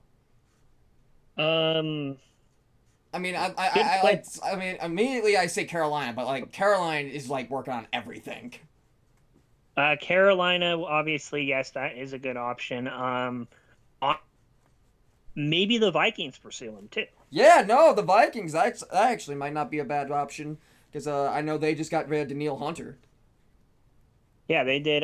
They got rid of Daniil Hunter. They obviously brought in. It's almost like they traded for Greenard from the Texans. They kind of switched linebackers there, but I do think that bringing in someone like him would be honestly a good idea. He has 42 sacks in his career. He also has an interception, but as a D lineman, that's actually impressive that you get an interception. Yeah, no, any interception by D lineman is impressive. And he does have 258 total tackles. That obviously doesn't bring up some of the other intangibles that you'll see on a football field, but that's a pretty solid career for a guy that was kind of sort of a starter for a bit. He is 30, so it would have to be a 1 or 2 year deal, but he played pretty well last year. 7 tackles, 5 sacks, 1 forced fumble, 1 interception. Again, he was on the Steelers, I believe, last year. And so obviously, again, he wasn't playing, as the top guy. But yeah, that's pretty good stats for a backup. For sure. But yeah, I think 1 year deal maybe would be the route he goes. Maybe 2, because again, he's 30. But yeah, that's about all there for him. The next guy I wanted to talk about was also someone who had a pretty solid year last year, and it was because of the defense he was on. I think mainly because it was a solid defense. Actually, one of the best in the NFL. Jadeveon Clowney finds himself in free agency again. Okay, Jadeveon Clowney. Okay, I'm not saying that that Jadeveon Clowney is on the same level as Aaron Jones, but I think he plays with the same kind of fierceness as Aaron Jones. He's one of those guys that I definitely think the defensive line is a perfect fit for him. He's a physical guy. He's a big brute. He likes to get back there and murder quarterbacks. Yeah, he does a pretty good job, even if he obviously, again, he's not one of those guys that are going to start for, as a number 1 dude. But he's a good rotational guy. And when you bring him in relief for one of your star pass rushers, that's also a very good asset to have. Because it keeps your guys a little more well rested when you have a guy like him to bring it. Yeah, and again, I'm not saying he's on that level of Aaron Donald, but he plays with that same level of intensity, which I like. Yeah, he's a pretty good when he's on the field. He does bring that fierceness to his pass rush, and I feel like with him being on Baltimore, that did help a guy like Justin Madubuike have the year he had, because they did have to send a little more attention toward Jadeveon Clowney. Yeah. Jadeveon is 31 years old. 9.5 so sacks last year, though. Yeah, that's not bad. 9.5 sacks. He did have 2 forced fumbles and 24 solo tackles. Again, he was mostly a rotational guy. But on a defense like the Ravens, if you're a rotational guy, that means you still get playtime because your star pass rushers do need some rest. So, obviously, for those of you who might not know Jadeveon Clowney, he was originally drafted to be the foil to J.J. Watt back in Houston. Yeah, that was a wild time. But yeah, he was in Baltimore, obviously, last year. He was in Cleveland for a few years, Tennessee, Seattle, and then from 2014 to 2018, he was a Texan. So yeah, Jesus, he's been around the block. He's been around, and I think he's been solid in almost every one of the teams he's gone to. I mean, he doesn't have a shit ton of sacks, I don't think. Actually, he has 52.5. That's not bad. Yeah, it's not terrible. He has 15 forced fumbles in his career, 9 fumble recoveries, an interception, and he has over 360 total tackles in his career too. So he's been solid. All right. Anything else on the defensive line? I think we're good on the defensive line. I'm going to go with linebacker next. I'm only going to bring up one name because I feel like this is the biggest name in there. Quan Alexander finds himself in free agency this year. Alexander, I believe he played for I believe it was Pittsburgh last year, and then I think it was with San Fran after or before that. And I'm not gonna touch too big on this one. You know what? I don't really know of any team that's trying to rebuild their linebacker core, but I think he might be a piece there. There might be some piece there, or at least some groundwork there that you could lay by picking up a guy like him. So again, I like it's kind of hard to place a team name on a guy like that, but yeah. I think, again, like you said, maybe it is harder to find a team that needs a middle linebacker at the moment, which is, I believe, what he plays at. But if you look, he was actually a Jet last year. I was wrong there. He was with New Orleans, the 49ers, and Tampa Bay were the other teams he was with. Last year he only had one sack, one forced fumble, and interception, but he was also again a rotational guy. I feel like he'd be someone again, much like some of the other guys we talked about already. He might be there in case an injury happens and someone picks him up to cover for that. Yeah, that might be a fair guess. There is a pretty large class for the next two, so we're gonna try to go through these a little bit quicker as they're a lot more well known. Rapid fire. Justin Simmons, former Bronco, is also still on the block. He had a great career with the Broncos. I feel like for him again, like we talked about some of these other players, comes down to uh him getting a little bit up there. He is 30 years old, but he's had great seasons. I could see him at a few different spots. For that one, I'm thinking of somebody that really needs some secondary guys filled in. I would But love to pick up a guy like Justin Simmons. We obviously have Derwin James. We signed a Lohi Gilman, but if you can get a guy like Justin Simmons, you can play Derwin James in the box more too. yeah, And I would Derwin be James is a surprised. menace in the box. Yeah, I wouldn't be surprised if if he has that ability, maybe get with a playoff team too, Bills, some team on that caliber or level, I Bills. definitely see the Bills as an option as they did lose Poyer and Micah Hyde this past offseason. Yeah, some teams that need those spots filled, but can still make a playoff push and won't miss a step if they can get somebody of his caliber for sure. But we'll see. Yeah, I agree. Next guy I'm going to say here is Jamal Adams. Obviously, he started pretty good with Seattle, went to the Jets, really hasn't been this, or vice versa, but never was really the same after those years with the Jets. I think he'd be a guy that would be brought in again if an injury happens, or just as a solid like leader in a defense, as a rotational or as a teacher to younger guys. I think that's Yeah, yeah. Obviously, he hasn't been the same since his days in Seattle, so I think that's a fair place to put a guy like him. yeah, Just brought him up. Michael Hyde, former Buffalo Bill and former Green Bay Packer. He's done pretty well the last couple of years in Buffalo. He's had a few injury concerns over the last few years, but he's still been a pretty solid safety. I think he would be a leadership role too, but I do think he can start for a team right now still too. yeah, Yeah, for sure. yeah. Micah Hyde. Yeah, I definitely think that he is starting quality. I I think if think he can he'd be go, good for like a he'd be good to go like to one of the AFC North teams, I think. yeah, He has that mentality when he plays the ball that just fits in the AFC North. Anyone else? Um, that's it for the safeties. We're gonna talk about corners last. There's a few names in here that are definitely worth noting.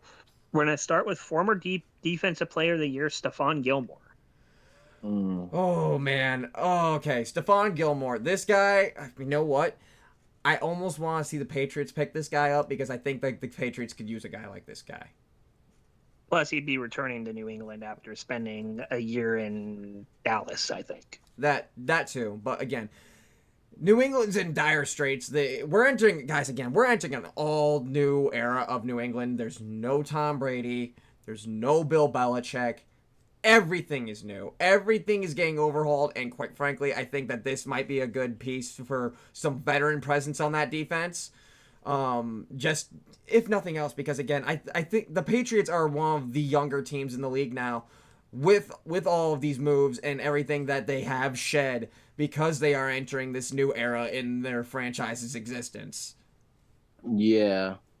If not Yeah. that, I could see him potentially going to the Chiefs. Maybe. I mean, I would hate it, but life. Yeah, I mean, I I'm can pretty sure we all hate anyone that goes to the Chiefs right now, but now It's obviously I think Stephon Gilmore would be a good fit for New England, but I also think he'd be a solid piece for somebody to learn from in a pretty decently young secondary, or but yeah, a decently young secondary with the Minnesota Vikings. yeah, I actually kind of yeah. like that one. Vikings is another one. Yeah. Yeah, because he's a good veteran, can teach a guy a few things. I feel like he can maybe even join the Packers too, as you guys have a pretty young CB core, and other than the main guy Jair Alexander, a lot of them do need, I think, a little bit of coaching from a guy that knows what he's doing, and Stephon does know what he's doing. Yeah. Plus, I'm never gonna have any complaints about having Jair on one side with him on the other. So And then we have two more corners I feel like bringing up because they're both really good corners. One, the slot corner in Avonte Maddox. Important to note about Vontae Maddox, he was actually a really good slot corner during the Super Bowl run of the Eagles a few years ago. Slot corners, all right. So slot corners, obviously, they don't get as much glory as the corner one and corner two, the guys that are covering those main targets for the quarterback. But I think you said it best. Solid piece in that Super Bowl run that the Eagles had not too long ago. And I definitely think that a team like the Giants could use him. Maybe the Chargers, because again, they need someone. They need someone other than Asante Samuel in that secondary. Um, I'm Yeah, we picked up Christian Fulton. Obviously, I think Avante is a good. He's a bit taller than the other guys we have, so I think he'd be a good boundary guy for us a little bit more than a slot guy.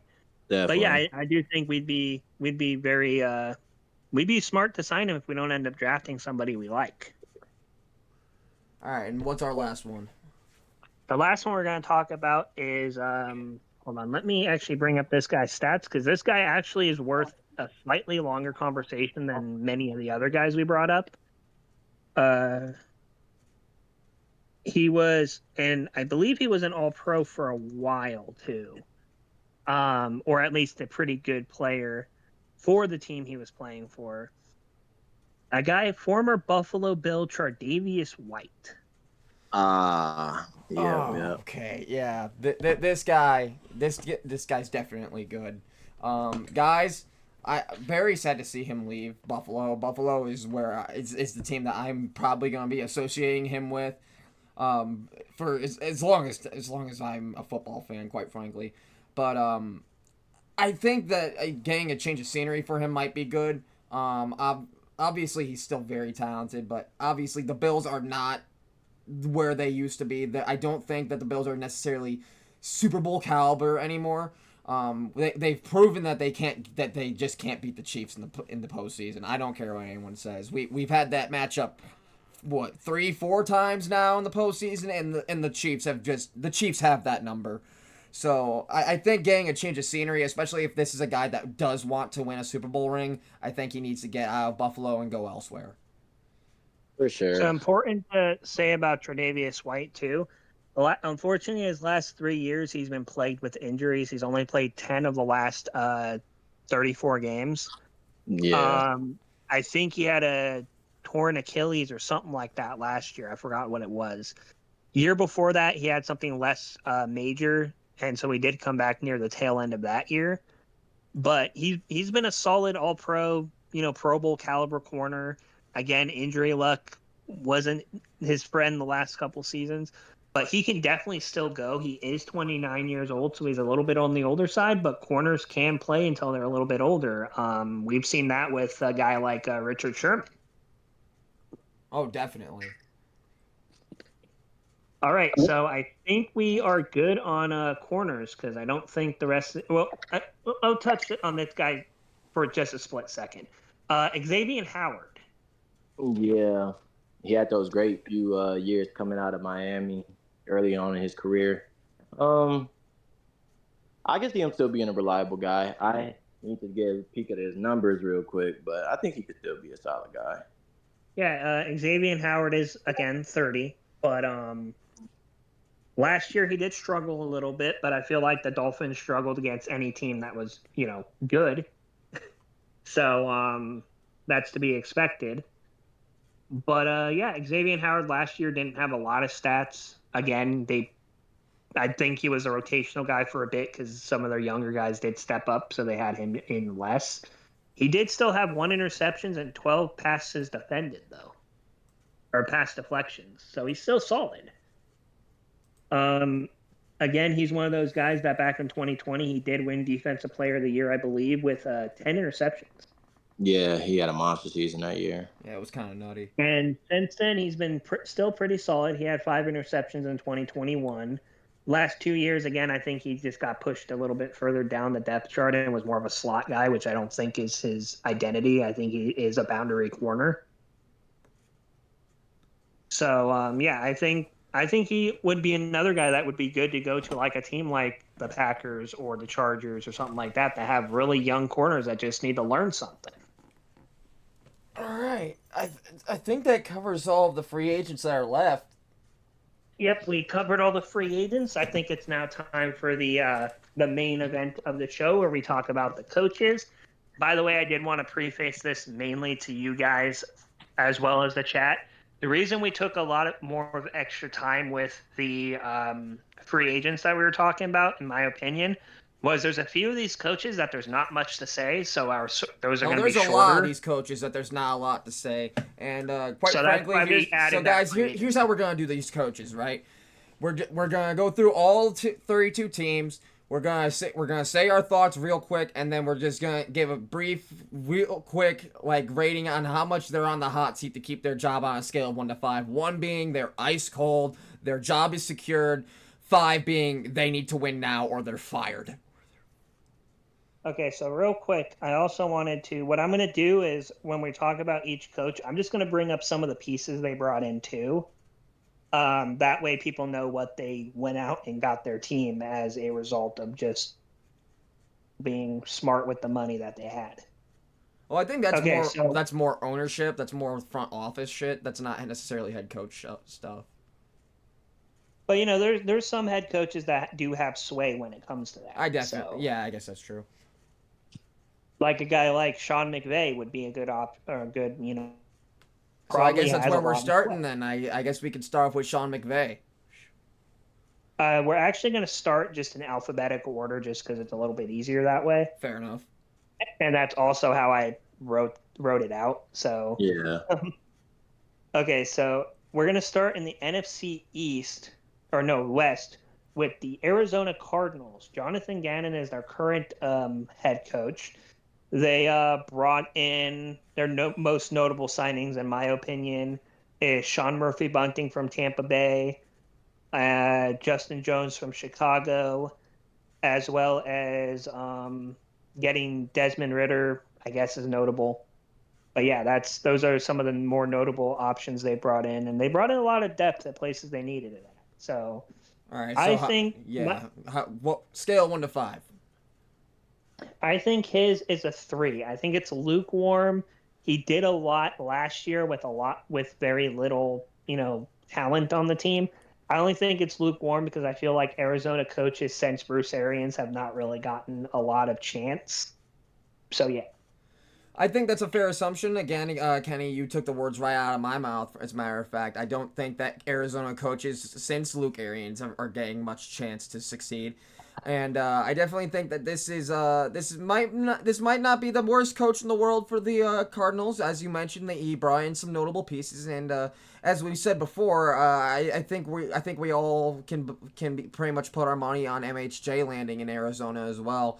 So I definitely think that if he can make something work with the pieces that he's got, he might be able to make something of this team. So yeah, I think maybe a 2 or a 3 for me, probably somewhere in that range. Mike, what about you? Oh yeah, I was gonna say real quick. For me, it's definitely a 3. I know we talked about a few possible free agent lands that Arizona could potentially snag if cap space is obliges and everything with that.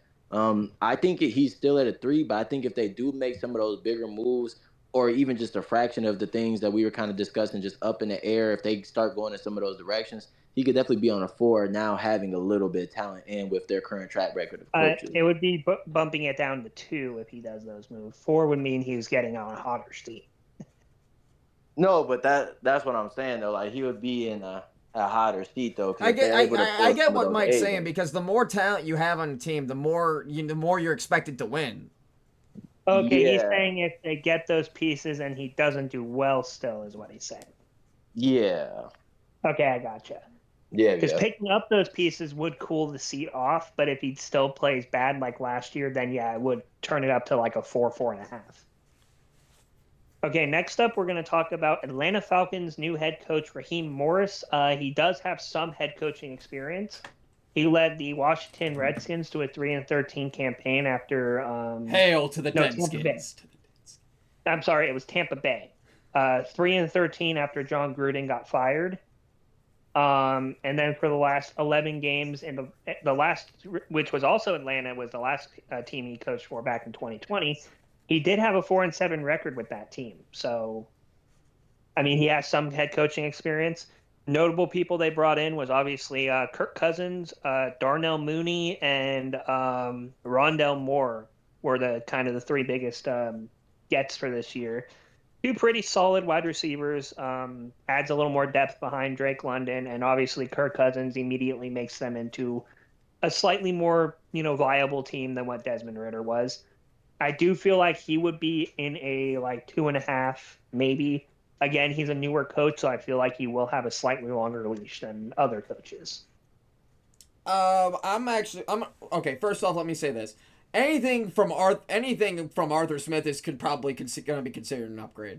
Arthur Smith was completely just, I don't know what he was doing, and honestly, I don't know what the Steelers are doing bringing him in as their offensive coordinator. So obviously, anything from Arthur Smith is going to be a step up in my opinion.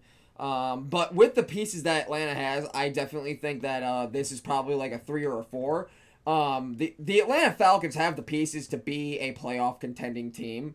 It's just simply a matter of can they get themselves there, because the Falcons, as we all know, have a reputation as consistent chokers.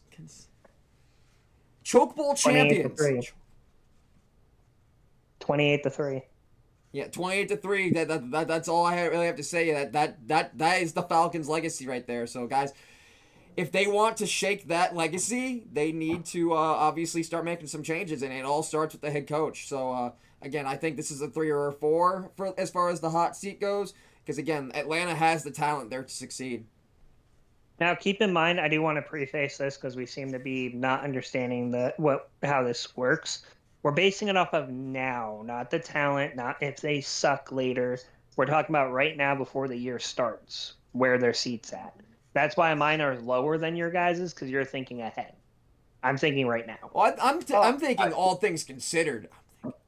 Got you. Just to preface, you should probably do it as a right now before anything else happens type of deal. Got you.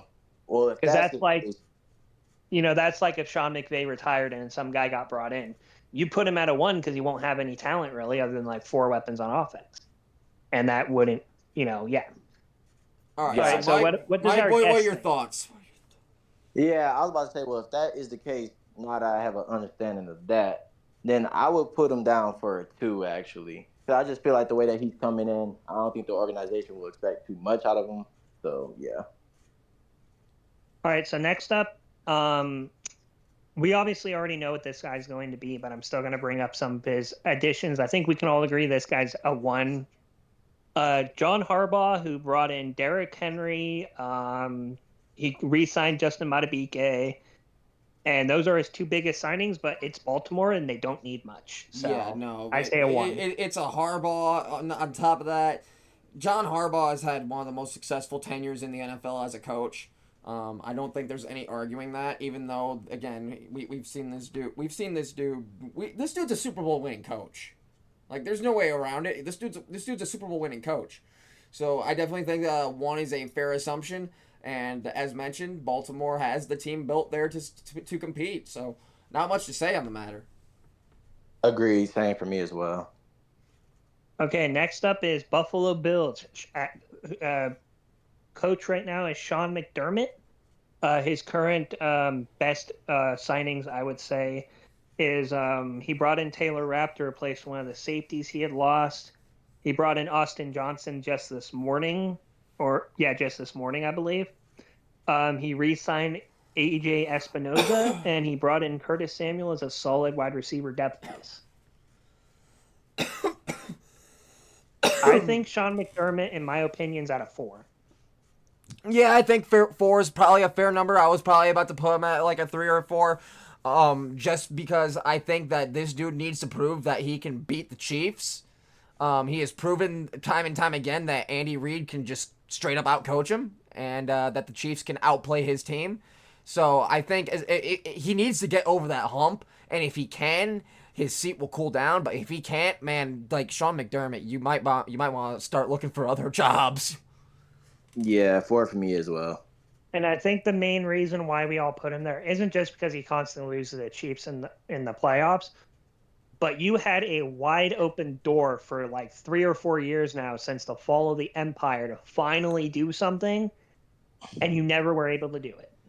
Yeah.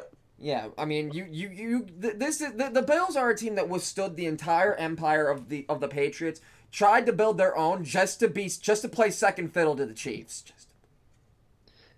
So, I think we're all on the same boat on that one. We don't have to go into any more detail there.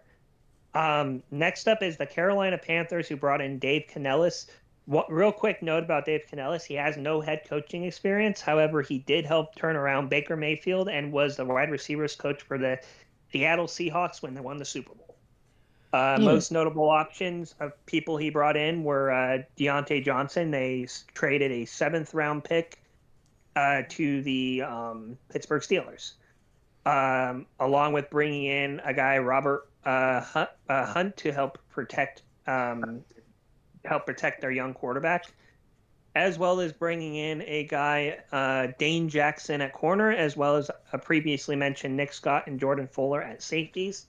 I think he will have a 1 in terms of hot seat because it's Carolina. They know he doesn't have shit for talent.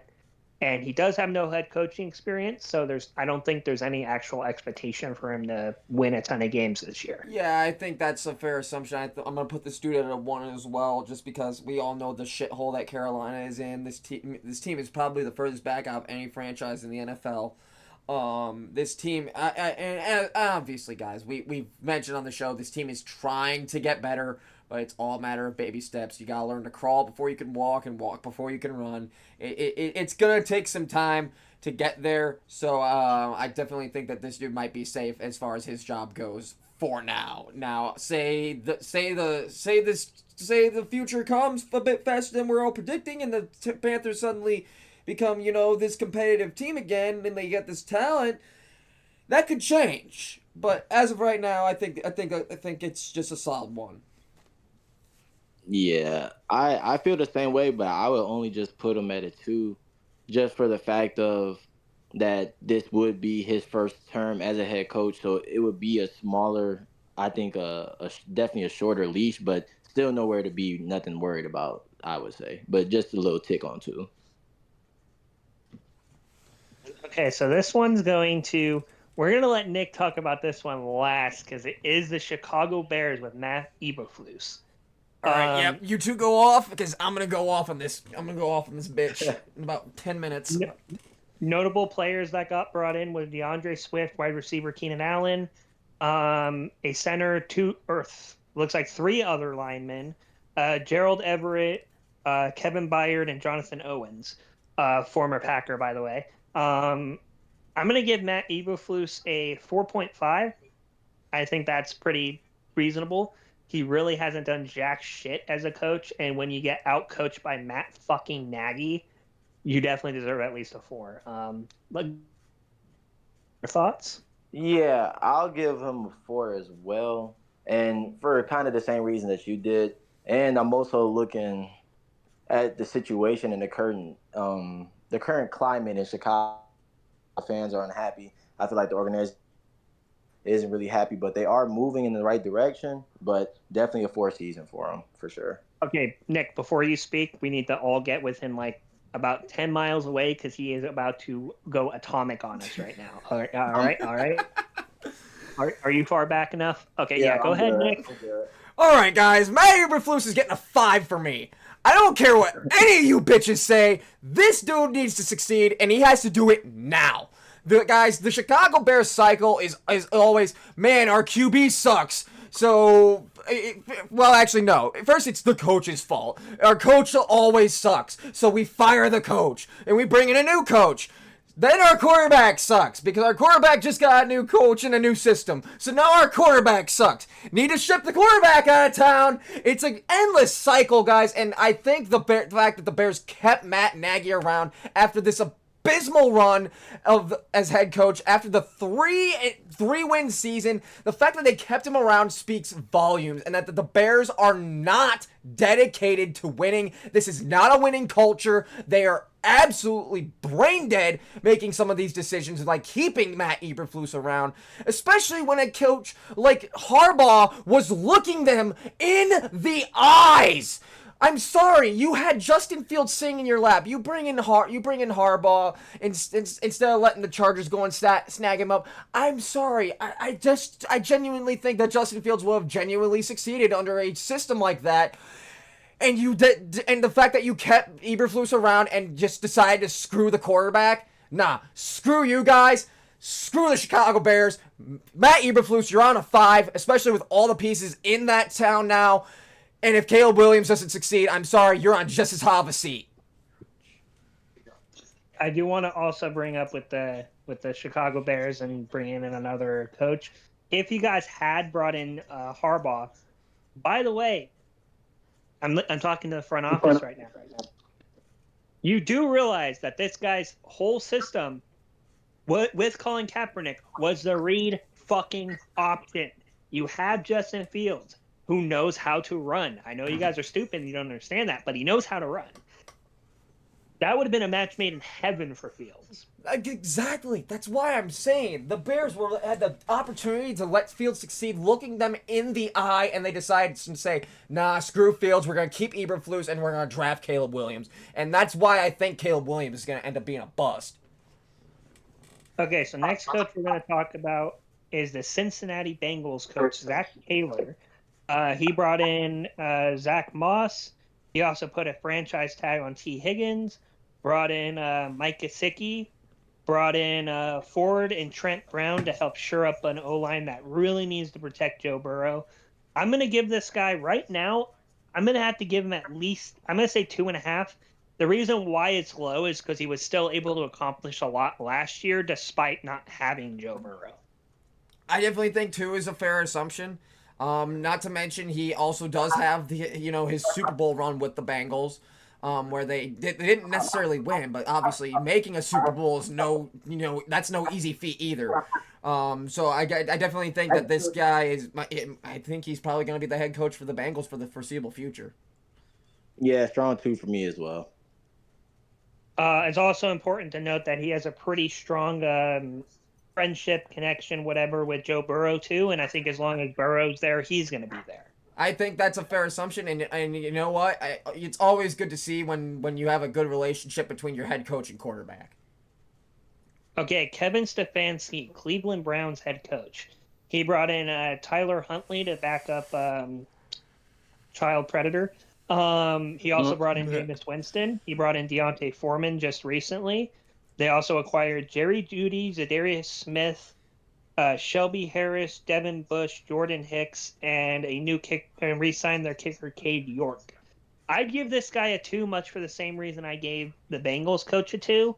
He led the team to the playoffs with 4 different starting quarterbacks, including Joe Flacco. Okay? I give him a 2 mainly because he has that stout defense, but other than that, I think a 2 is a pretty fair point to put him at right now. I think I'm actually going to go a bit higher and say a 3, mostly because they did bring in some pieces to improve that offense. So that's where I stand right now. Obviously, with Deshaun Watson at quarterback, I don't know how well it's going to work out because they seem to be dead set on him being their starter. But again, they brought in the weapons for that team to succeed, but I still think that defense is going to be the catalyst for that team's success. So I'm going to put him on a 4.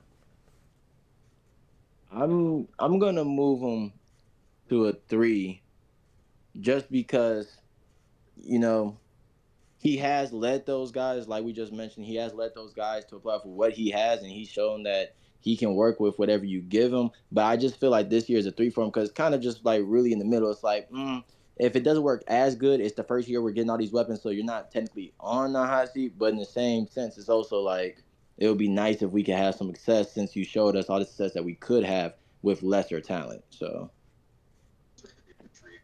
Okay, so we're gonna save the Dallas Cowboys Mike McCarthy head coach for later. I'm just gonna keep it short and say 5. Yeah, 5. Okay, that one's easy. AFC West coach Sean Payton for the Denver Broncos. His most notable signings were Brandon Jones, Cody Barton, formerly of the Seattle Seahawks, I believe, and he did bring in an offensive tackle. The thing with Sean Payton, and I'm going to give him 3.5, maybe 4. And the reason why I put him that high is you cut Russell Wilson. Obviously, he didn't play amazing, but he did play pretty well last year down the stretch. You bench him. You basically single-handedly made them cut him, making the Broncos eat $85 million in dead cap, thus putting you in a situation where you basically have to trade up to get a quarterback so that you can maybe compete in one of the more competitive divisions in football, in my opinion. Obviously, the Chiefs still run the division, but those games are normally pretty competitive between everyone involved. But yeah, I'd say I'd give him a 3.5, maybe a 4, strictly because he kind of puts them further into salary cap hell. Yeah, I'm giving him a strict 4 again for the salary cap issues. Just making your franchise eat that much money in dead cap, that's not a good look. And not to mention, you're not necessarily in a position to draft a quarterback, so you're gonna have to trade up. And there's a lot of teams out there that are in the top 10 for the draft that need a quarterback. The Bears obviously need a new quarterback now that they let Fields go. We all constantly go on about fucking all these other teams needing quarterbacks, like the fucking Patriots and whatnot. So like, there are teams out there that need a quarterback, and I don't know if they're gonna be able to trade up to get one. That's my biggest worry. Also known as Boomer Banks. What do you think? Yeah. Yes. I was just about to say I would actually go as far as to put him at a 4.5, and the reason being is with the whole salary cap issue, I feel like they really overall just really mishandled that whole Russell Wilson situation. So it makes me a little bit nervous for him as a coach. So not so much in the hot seat because of the overall success of the team, but more creating that very well connected culture within the Denver Broncos. I feel like because of the whole Russell Wilson's like situation, that it kind of caused their team. So I feel like it kind of forces the Broncos into a bad spot. Yeah, and I feel like now the team, if I'm just on that team, I feel like a lot of team members feel disrespected. A lot of them feel kind of like he may misuse them in their own careers, and I feel like he doesn't have the trust of the guys that's in that locker room. So I feel like this is a fourth success standpoint. Like, he has to win games, but he's more so in this hot seat because like you have to show us that you can still gel this team together. Because right now, I'm not sure if anybody really even rocks with you right now. Yeah, those are some excellent points. All right, so the next coach, I think this one's going to be pretty unanimous in terms of a lower number. The next guy we're going to talk about is Dan Campbell with the Detroit Lions. They brought in Graham Glasgow as an offensive guard, brought in Marcus Davenport, a former Saint, DJ Reader, a former Bengal, as well as re-signing Michael Badgley, as well as Donovan Peoples-Jones. I got to give him a 1. Strictly because of what he was able to do last year and just a pure turnaround he's done with this team since he's gotten there. See, I'm actually going to go a bit higher and say 2.5. Again, because I don't want to like completely just throw out the window how he turned around the whole definition of the Lions being this laughable franchise and, all the Lions. But this team made the NFC Championship last year. I don't know how the only way you're going to improve from that is making the Super Bowl, and the only way you improve from that is winning the Super Bowl. So, Okay, yeah, I guess so it's fair quite to frankly, say at least Dan a Campbell 2. has less steps left in his tenure as coach to prove that he is the guy.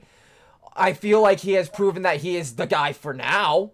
I definitely, if nothing else, he's proven that to everyone that he's got balls. My God, does Dan Campbell have some fucking cojones on him? But Jesus, you live by the sword, you die by the sword as well. Yeah, I would leave them at a 2. Just looking at their current situation, yeah, we know that they're on the cusp of something great, but I feel like just with all the work he done last season, you don't want to negate that too much. So I'm gonna leave him at a 2. Like he's pretty much chilling this season, but it would be nice if they could have this equal, if not more, success this season, though. I do think I'm gonna move mine up a little bit to put him at a 1.75 probably. I wouldn't quite put it at 2, but I do understand giving him a slightly higher number. Obviously, like there is one thing that you have to consider when it comes to the Lions too. Again, it was a laughable franchise when he got there, and he's turned them into pretty good winners right now. And honestly, let's be honest, even you guys, we were all rooting for the Lions during that playoff run, I'm pretty Oh, sure. yeah, I for was a sure. fucking Bears fan for the longest fucking time. For the 26 years I've been alive, and I still wanted them to fucking make the fucking Super Bowl. Definitely. As soon as the Packers got put out, I was just like, please, just Baltimore and Lions, Baltimore and Lions, let's do it. Like that's a fair enough thing. Put him at 1.5, 2.5, somewhere in that range. Obviously, his previous success means I think if he can just match that success, get him to the playoffs, get him a couple wins, whatever. I think getting the Super Bowl would drop him down to a complete one. But as long as he matches or at least does close to the same thing this year, I feel like he's gonna be fine. All right, moving on. Next up, we're going to talk about the Green Bay Packers. Again, Mike will probably talk last as he has the most knowledge about this team. Of But course. they brought in Josh Jacobs with A.J. Dillon being their backup still.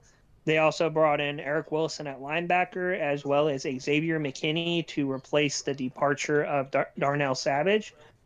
I think that he gets a 3.5. Now, the reason why is the same reason why we put Sean McDermott where we put him at. He constantly gets to the playoffs and then plays second fiddle to another coach and gets coach circles around him for a majority of the game. Last year wasn't as bad, obviously. They came within a cusp of it. But the 2 years before that, he got outcoached pretty fucking easily. So yeah, I'd say 3.5. I'm actually gonna lower it to a 2 for Matt LaFleur. I think what he's got going there in Green Bay, that his system is working out with the young talent that he has at his disposal. I obviously, guys, I'm not saying that I'm sold on Jordan Love being a generational QB. Again, I want to emphasize to everyone, he played half a season of good football. Half. Not the full season. The first half of the season was abysmal. But I definitely think the way he turned that kid around is something, you can hang your hat on. And if nothing else, he's undefeated against the Chicago Bears, which I understand that the Packer fans, this franchise probably gets more excited about beating up on poverty franchises more than any team in the NFL because, oh, we own the Bears, which, yeah, you kind of fucking do. But the Bears are a poverty franchise. I want to see them. I want to see them take down real contenders. I do, and it goes to show the narrative for I don't know how long is in the NFC the Packers eliminate the Cowboys and then the Packers get eliminated by the 49ers. It was the same exact story last season, and I want to see that narrative change. All right, Mike, your turn.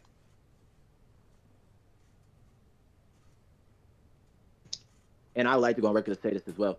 I love Jordan Love. Still not completely sold on the guy just because of lack of experience. Like, I'm just being real. I think he's a great fit for us. I think he's our guy for the next little bit, for a temporary right now. But we still got to see how he plays these next couple of years. But I put our wonderful coach Matt LaFleur right now at a 3, and kind of for the same reason that we talked about earlier. Like, he has had some success. He has seen the playoffs. I'm still a little bit upset about the playoff loss. I feel like he mishandled it a little bit, but stuff happens. Other people and the athletes on that team got to take accountability for that as well. But I'll put them at a 3. They need to start having some success. They're making some bigger moves right now. Yeah, you guys are starting to go in a different direction, running back wise. But aside from that, it's mostly you know kind of the same suspects. So I'm looking for big success out of them. I'll keep them at a 3, but yeah, I'm gonna stay right there with that. Alrighty, next up, we're going to talk about probably everyone's current favorite coach at the moment, Houston Texans' D'Amico Ryans. He brings in Joe Mixon. He brings back Dalton Schultz. He brings in a division rival in Danico Tree. He brought in Daniil Hunter, Aziz Al-Shaair, um, Lonnie Johnson, Desmond King re-signed. He brought in Jeff Okuda, and he kept both of his special teamers. I think I want to give him a 1.5. I feel like that's fair. Obviously, I would put it at 1, but you guys have brought up a few things about having to take last year and then having to improve on it. Only reason I'm putting him at 1.5, if that hasn't been brought up like 6 times, I would have just left him at a 1. I think I kind of like that placing. Again, guys, Houston made the divisional round last season with a team of, spare parts that they found in the junkyard, which just goes to show that, guys, with the right head coach, anything can be done. You can literally just take a team of some Joes off the street, and with the right coaching, you can get them to the playoffs.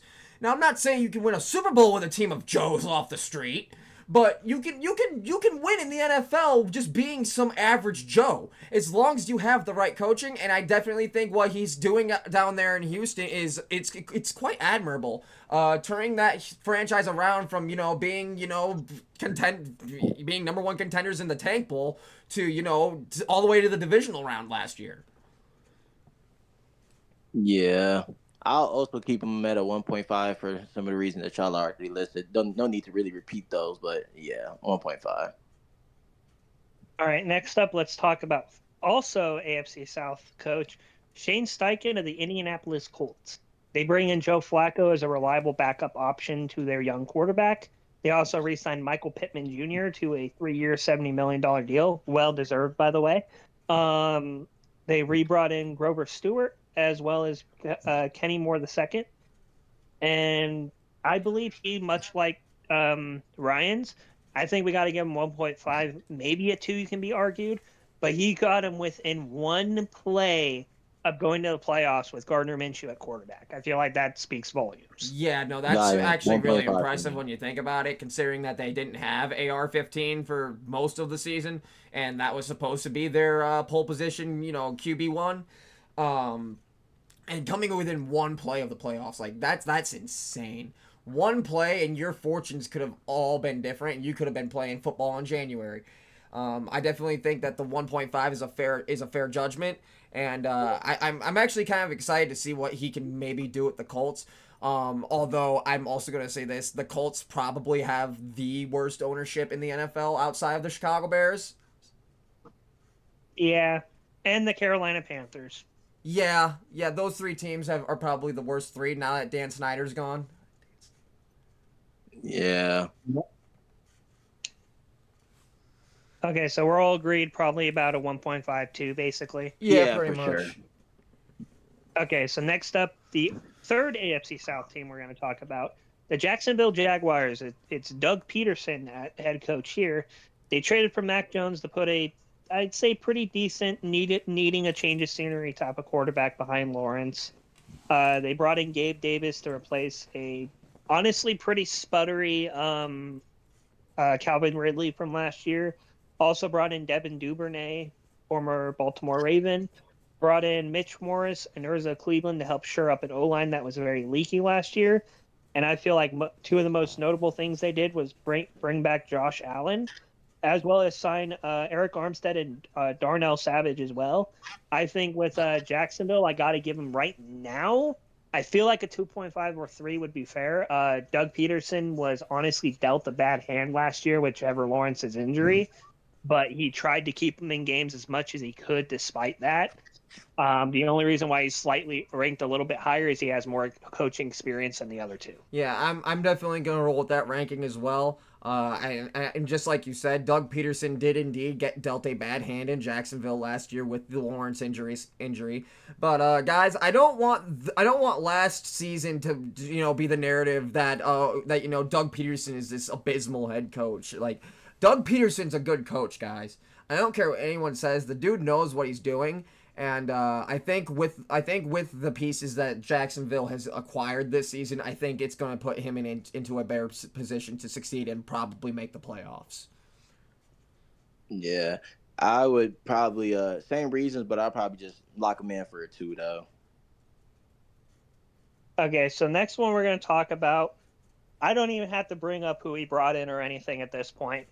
It's Andy Reid, negative 226. Yeah, negative 8 million. This dude's keeping his job. His job is safe. This dude's just won his fucking 3rd Super Bowl in 5 years. Moving on. Yeah, like even if he had like 4 straight losing seasons, it would now become a thing of like, okay, what are we doing as a staff? What are we doing as an administration? What type of guys are we bringing in? Imagine this for a second. This guy could probably have a decade of 5 or less wins, and they still wouldn't fire him because he brought them 3 rings. He's there as long as he wants to be there. Pretty much. He basically owns the Chiefs at this point. Might as well. Okay, so next up, we're going to talk about the Las Vegas Raiders head coach Antonio Pierce. We had a sample size of him last year, having to turn around a Josh McDaniels team that was absolutely fucking dreadful to watch. He brought in Gardner Minshew as his current starting quarterback, or at least competing with Aiden O'Connell to do so. He brought in Alexander Madison, a former Viking. Biggest signing, however, for him would be Christian Wilkins on a 4-year, $110 million contract. I think Antonio Pierce gets a probably 1.5 or 2. He showed he can coach a pretty bad unit, and he did a good amount to try to fix the team. Obviously, he's much like one of the guys we're going to talk about here pretty soon. He was dealt with a pretty bad roster to begin with, pretty bad situation. Made the most out of it. I feel like 1.5 or 2 is pretty fair for him. I think that's a fair assumption. I look at this guy the same way as I look at D'Amico Ryan. He's taken a bad situation and he's making the most of it, trying to turn it around as best he can. Granted, he's not there yet, but he's working on it. And I definitely think once he took over the head coaching position last season, the Raiders went from this abysmal fucking team to, hey, they at least had some sort of identity again. Yeah, put him at a 2. One more thing to say about Pierce. I'm actually going to lower mine to 1.5 solid. And here's why. Max Crosby threatened to leave if he wasn't re-signed as the coach. Oh, yeah. Yeah, that's fair. If your star player says, I'm out if he doesn't stay, that's all I need to hear. Yeah, I'm right there with you. Okay, next up, we're going to talk about someone we already brought up a little bit. The Chargers and Jim Harbaugh coming to town. He obviously, we talked a little bit about him already. He's having to fix the absolute mess that Staley left for him to fix. I think he's done a pretty good job. They decided to re-sign Easton Stick. They brought in Gus Edwards to replace Austin Eckler. They brought in 2 tight ends and Will Dissly and Hayden Hurst to replace the departure of Gerald Everett. They also brought in Bradley Bozeman to add a center after, I think, losing both of theirs. We still don't know about Corey Linsley. I'm pretty sure he's retiring, though. Also brought back a few other pieces that were pretty key, as well as bringing in Christian Fulton, obviously, for cornerback depth. I'm going to give him a 1.5. I'm going to give him a 2. I think I want to give him a 1 just because I feel like that's fair, especially considering who the hell he took over for. But I already know you guys are probably going to go with 2, and there's going to be good reasons for that, so I'm just going to go with 2. No, I'm actually going to go with 1 just for the reasons you listed. He's walking into an absolute mess left by the shithole coach that was, there before him. It's just like the Raiders head coach, guys. With Pierce, he took over for, the brain dead fucking for the brain dead token puppet that was there in fucking Las Vegas. And, he's coming in for Brandon Staley, who, love to call prevent defense for some reason, and as we all know, the only thing prevent defense prevents is winning. So, anything's an upgrade from Brandon Staley. Yeah, I would also put him at a 1 just for the anything is an improvement this time. Plus, with him coming in, this being his first year, I just don't think the organization is going to put a lot of pressure on him to have immediate success. Yeah, I'll definitely leave him at a strong 1 for me personally. Yo, unrelated note also, but I'm going to throw this in because I feel like this is probably the most fair point to put it in. I honestly thought Brandon Staley was going to be a good coach a few years back. I really did. Man, do I feel stupid about that. Until Jacksonville happened in the playoffs, I think everyone kind of did. But he played Mike Williams in a meaningless game. He got injured, basically took a weapon away. And then he did the whole preventing win defense bullshit that he likes to do. And yeah, he just didn't call good plays on either side of the ball to put that one, away. All right, moving on. Next up, we have Los Angeles Rams head coach Sean McVay. His most notable signings have been Jimmy Garoppolo to back up an aging Matt Stafford, Jonah Williams, and Kevin Dotson to hopefully keep both of these guys from laying on their backs for half of the games. They also brought in Christian Rosaboom at a linebacker, and then Cameron Curl comes in from Washington to play safety. I feel like it's important to note that Aaron Donald's retirement does hurt this defense quite a bit. That's kind of what Sean McVay's known for. But I do think that he's at a 2.5 maybe. I feel like he did a lot with a roster last year that wasn't supposed to be that good. And I feel like he might do the same this year. I'm actually going to go strict 2 just for the reasons you listed, not to mention that this year the Rams finally have a first-round pick. So that might help them. That's definitely going to help improve the team. Just having that first-round pick is going to be huge for them. Not to mention he's already won them a ring, so that adds to job security. So I definitely think that he's probably going to be sitting at probably a fair 2. Yeah, I'll put him at a 2.5 just because, like, with all things considered that we already mentioned before, the only thing is just, like, he has been in the league for a couple years. He has had success, so they're still expecting good things out of him, though, hopefully. Alrighty, next up we're going to talk about Miami Dolphins head coach Mike McDaniels. He brought in, I'm just going to talk about who he brought in because there's a lot of re-signings here. He brought in Jordan Poyer from a division rival. He brought in Kendall Fuller, Anthony Walker, Jordan Brooks. Looks like Shaq Barrett, an edge rusher. And a few linemen to help protect Tua from not having his brain turned to fish paste. I think with Miami, I got to give him a 3.5. The Bills constantly own you. It doesn't seem to matter what you do. You obviously get a win that's basically because clock management was ass one time. But you don't have any real signature wins the last 2 years if you really go back and look at it. And then you got to the playoffs both times, once without Tua and once with him, and you shit the bed both times pretty quickly. So yeah, I'm going to give him a 3.5. Yeah, I think that's pretty fair. I would even go as far as a 4 just because of the success that they have in the normal regular season, and then being quick exits from the playoffs both years of his tenure. That's not a good look, especially when you walked into a team that was as talented as Miami.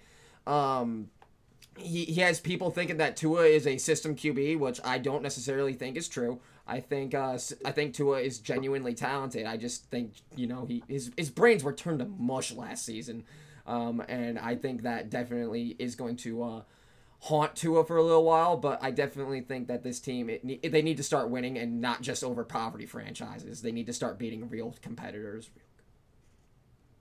Yeah, I'm gonna put him down for 3.5, and Alrighty. need to get over the hump with the Bills. All right. The other thing I want to mention about Mike McDaniels, too, is he, much like Staley, acts like he's way smarter than he is and tries to be way too funny. That, I think, is one of the things that is more off the field, but I do think that rubs people the wrong way. I definitely think that's a fair observation. All right, next up, we're going to talk about Minnesota Vikings head coach Kevin O'Connell. They obviously, some of their bigger signings were Jonathan Greenard from the Texans, basically switching with Daniil Hunter, more or less. Andrew Van Ginkel, former Dolphin. Blake Cashman, who was, I think, one of the linebackers. I think it was a middle linebacker for the Texans last year, part of that obviously really good magical run they had. They also brought in Shaquille Griffin, pretty solid corner depth, and as well as some lineman depth, and obviously Aaron Jones coming over from Green Bay. I think I'm going to give him a 2.5, maybe a 3. I'm cutting him a little bit of slack considering he lost Kirk Cousins less than halfway through the year, I believe it was. And he still tried to fight as much as he could even without him.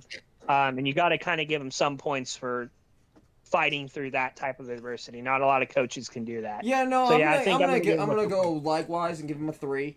I definitely think that fighting the way he did without his starting quarterback is admirable. But at the same time, at this offseason, after he loses Kirk Cousins, they go out and get Sam Darnold. So I don't know what they're really thinking there. Do I think the Vikings are Rumor going to had draft a quarterback? Probably. But as of this moment, as of right now, since the draft has not happened, their QB1 is Sam Darnold. And that is. What are you doing? hideous. Yeah, but I will I think think that I'll give him a 2 just because of that circumstance. Like because everybody in the organization know, like, hey, we lost Kirk. It's going to be a step back year for us. I don't think he's in too much of the hot seat, so I'll put him down for a 2. also, obviously, touching base on what Nick brought up, obviously, if say they move up and draft a quarterback, I think his ranking would be a solid 2, if not maybe even dropping to 1.5 if they draft a quarterback. But again, like we mentioned before, we don't know how much pull he has and who they pick. So, Who's all right. next? So next up, we're going to talk about New England Patriots new head coach Gerard Mayo, former linebacker for the same franchise. They brought in Jacoby Brissett, Antonio Gibson. They re-signed Kendrick Bourne, who was one of their few weapons that actually knew what the hell they were doing. KJ Osborne coming over from the Vikings, brought back Hunter Henry, a pretty good amount of linemen they had also brought in. Josh Uche, who was one of their bright spots on a pretty bad defense last year, largely because their deep offense was also bad. And bringing back Kyler Duggar. I do believe he gets a 1.5 or a 2. I feel like, okay, let me give 2 rankings. Us as outside fans, I think we give him 1.5 or 2. If you're in New England, you're probably going to immediately put him at a 5 because of who he's taking over for. Yeah, I definitely think that's a fair assumption. I think New England fans are going to probably jump the gun a little bit as far as what they want, as far as his success goes. Is they're going to want it now. But that's not how rebuilding goes. And as mentioned before, it's an all new era in New England. There's no Brady, there's no Belichick, and he when you're coming in and taking over for a legendary head coach like Bill Belichick, those are some awful big shoes to fill. So like I said, as the outside fan, I'm gonna put him at a 1, but I definitely think you're right that Patriots fans are immediately gonna want to see success. Yeah, I would also put him. Hmm, I'm gonna put him at a 2. I'm gonna put him at a 2, and it's because it's one of those things where it's like to the outside fan, we're gonna put him at a 2 because we realize like, hey, the situation he's going into. For the fans of the organization, they'll probably say a 4 or 5 because like we want to win now. You're replacing this guy, but on the organization side, they're probably kind of agreeing more with the outside guys with a 2 or 3 because they understand that those are just big shoes to fill, and you just can't expect any person, even if they're like one of the better coaches. I mean, you can't just expect them to immediately come in and be the next Bill Belichick. That's nuts. Alrighty. Next up, we have New Orleans Saints head coach Dennis Allen. His key free agent signings was Chase Young just recently, Willie Gay at linebacker, former Kansas City Chief, as well as re-signing Tyrann Mathieu. And he brought back the meme king Nathan Peterman. I think he's in a third degree seat. He's sitting in a fucking volcano right now. his fan base itself wants him to be chucked into a fucking void half the time. So I feel like him being at a 5 just makes sense from just an all-around standpoint. I think so as well. I think we finally have our first 5 coach on the hot seat. Well, assuming that you two are still standing by your 4s for Eberflus, fucking dipshits. No, But- I've actually upped mine to a 4.75. I just want to blue ball you and not give you that 5 though. All right, but yeah, I definitely think that this is a fair 5. Yeah, this is when you're the coach of the New Orleans Saints.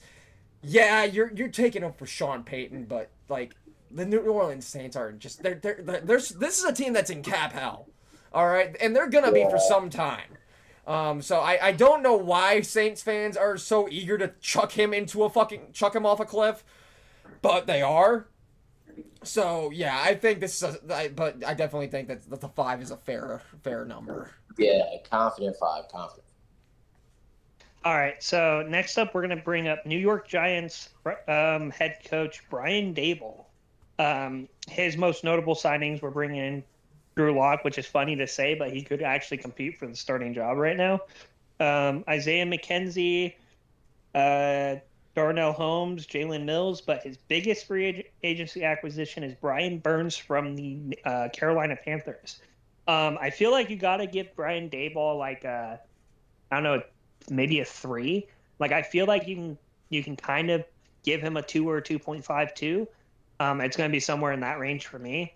But the main reason why I'm thinking in that range is because Barkley's gone, but I don't think he had much say in that.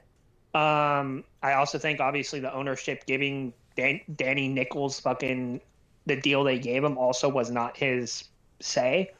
So he was dealt a bad hand, much like some of the other guys we talked about. I really only put him in a 2 to 3 range because we have seen him get them to a playoffs, but also he had a slightly more talent on the roster at that point, which is weird to say. But yeah, I think maybe 2, somewhere in the 2 to 3 range. See, I'm actually on the other side of the fence. I think he's more of a 4 because of the playoff run that they had. Obviously the Giants have, they've proven to everyone that they want to roll with Danny Dimes for whatever reason. They're entering year 6 of Daniel Jones, so he's obviously your QB1 whether you like it or not.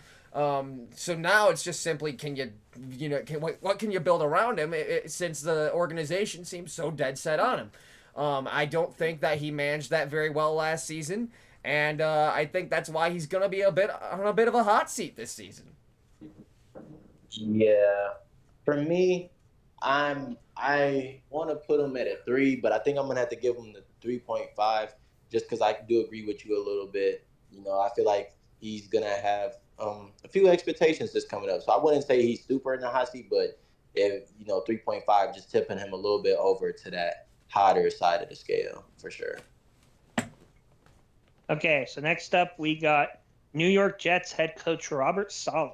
His big free agency acquisitions have been Mike Williams off the wide receiver core, Tyrann Mathieu to help hopefully not kill their quarterback this year, Javon Kinlaw from a winning franchise in the 49ers, as well as bringing in Isaiah Oliver, a pretty solid cornerback depth there. Robert Saleh is one of the ones that I feel like it's really hard to grade him. I want to kind of give him a 5, close to a 5, like a 4.7, just because of his reluctance to put Zach Wilson out of the quarterback job. But I'm actually going to give him more like a 3 because obviously he lost Aaron Rodgers week 1. And as I was talking about Zach Wilson, I remembered that I don't think he had any control over putting him in or not. I think that was the brass forcing him to. And so I think I'm going to give him a 3.5. Yeah, I think I'm gonna go with 3. Also, just because I think that Robert Saleh is one of the more likable coaches in the NFL. I think he's well respected amongst the league from fans and players alike. So and that goes a long way. Even if you're not a great head coach, respectability can get you places. So I'm gonna put him at 3.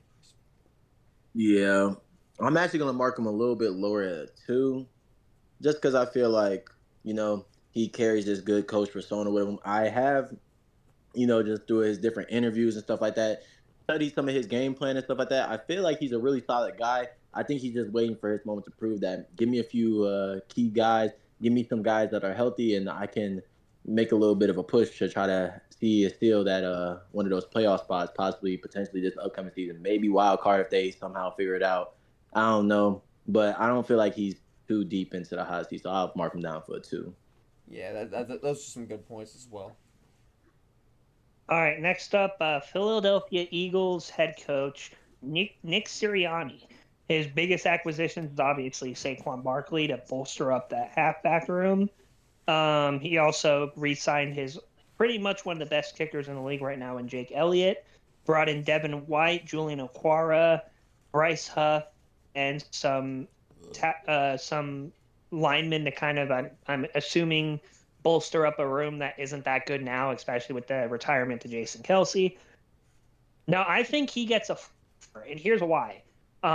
It's not just because of what the talent he has right now, but last year's collapse, and then on top of that, the Super Bowl collapse as well. I feel like you have to have him high up there because he's been on the cusp once, and then he had that breakdown last year, and he's getting a more talented roster, in my opinion. If he doesn't at least make the NFC Championship game this year, I think there's a pretty high chance he gets fired. I think that's a fair assumption. I'm going to go with a 5. We all saw the monumentous collapse that they had last season. After remember, guys, it's a fever dream to think about. But remember last season, the first half of the season, when we all thought the Eagles were just playing with their food. Nah, just turns out that team was just bad. The first 10 games was wicked. Yeah, no, it turns out that team was just bad and got lucky. Like Kenny said, guys, you can't have collapses like that.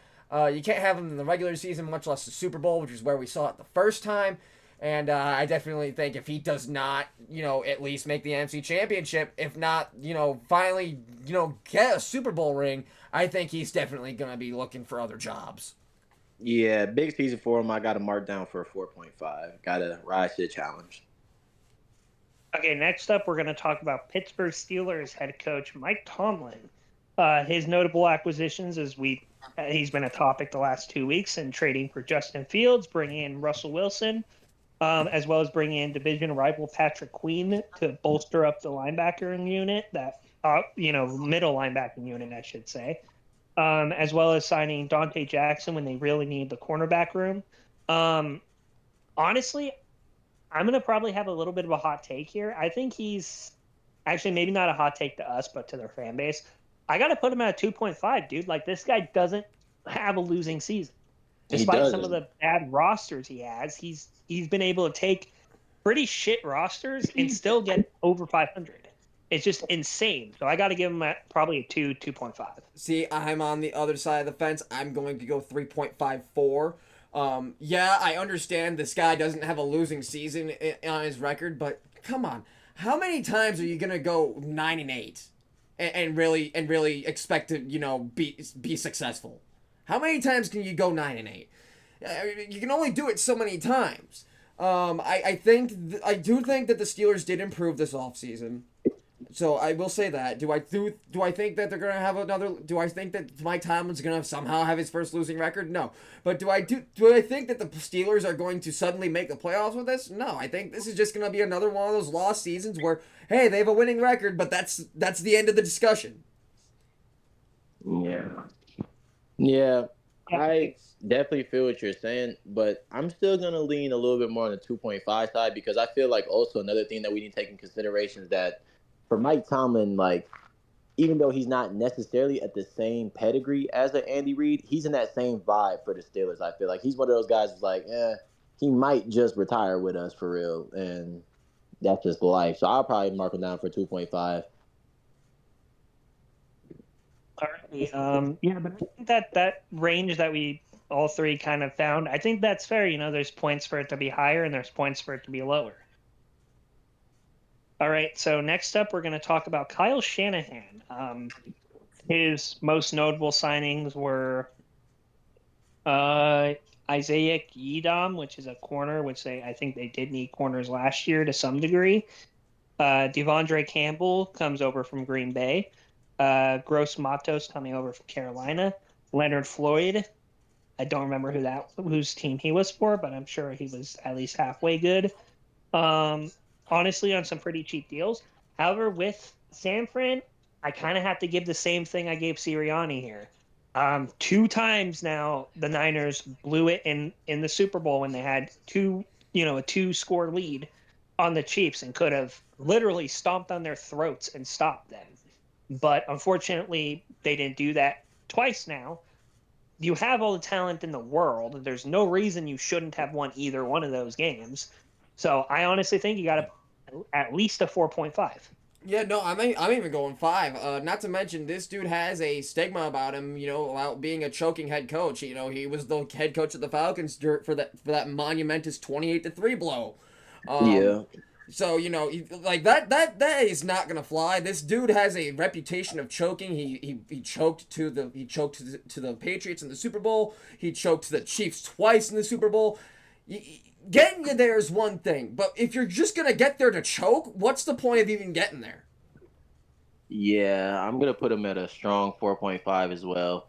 A lot of proving to do, especially now because you're taking an already stacked roster and just adding a few more integral pieces that to level you guys out. I don't see any reason why they shouldn't make big waves this season. And this is a big proving year for him because if I'm the GM over there at San Jose, now we're getting there. I think you're doing great, but at some point in time, we got to get over the hump now. So he's in a sticky spot for sure. 4.5.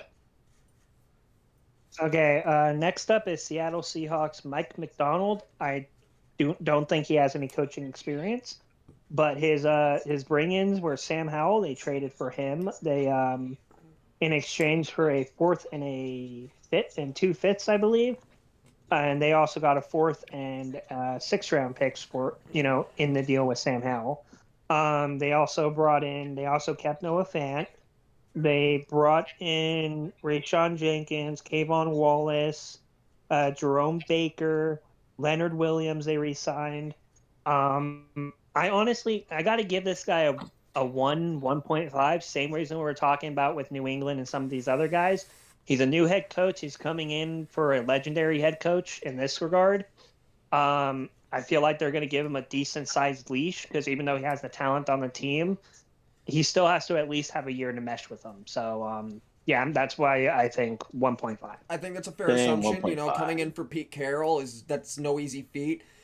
Pete Carroll, I mean, obviously he's still within the Seahawks organization, but he pretty much retired with them, and those are some big shoes to fill. But I do like the Sam Howell signing. I do like Sam Howell. I do think that he could offer Geno some competition for the starting position next season.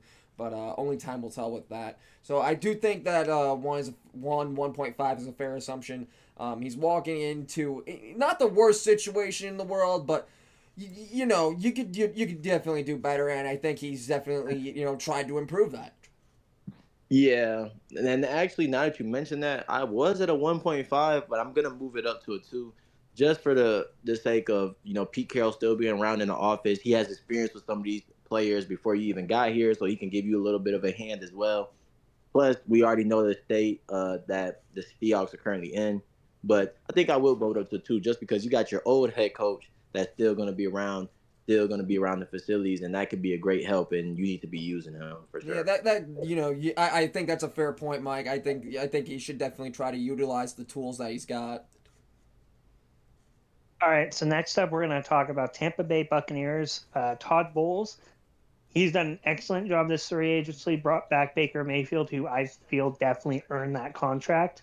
Evans was also brought back in. He also had earned that contract. They kept their pretty good kicker around. They franchise tagged Antoine Winfield Jr. to not allow him to go to anybody else. They kept Levante David, brought in Bryce Hall at corner to help with a pretty not so great cornerback room. I think Todd Bowles gets a 3, and the reason why I say a 3, we know how bad Todd Bowles has been in the past, but what he did last year was pretty admirable, all things considered. He went into a situation where people would they thought they were bringing in Baker so that Baker would fucking die there. But Baker turned it around. He helped him have a pretty good season. Only reason I put him at 3 is, again, we know what he was, and also with last year's success, there comes expectations. Yeah, that's also where I was pegging him at. Is just with the expectations that he has from last season and the reputation that he does have from prior seasons. It's not a good look, but when you look at last season, like, you can't ignore what he did last season in Tampa. We were all expecting last season that Tampa was going to be this absolutely abysmal team, and they're not, and they're just going to be another team in tank division.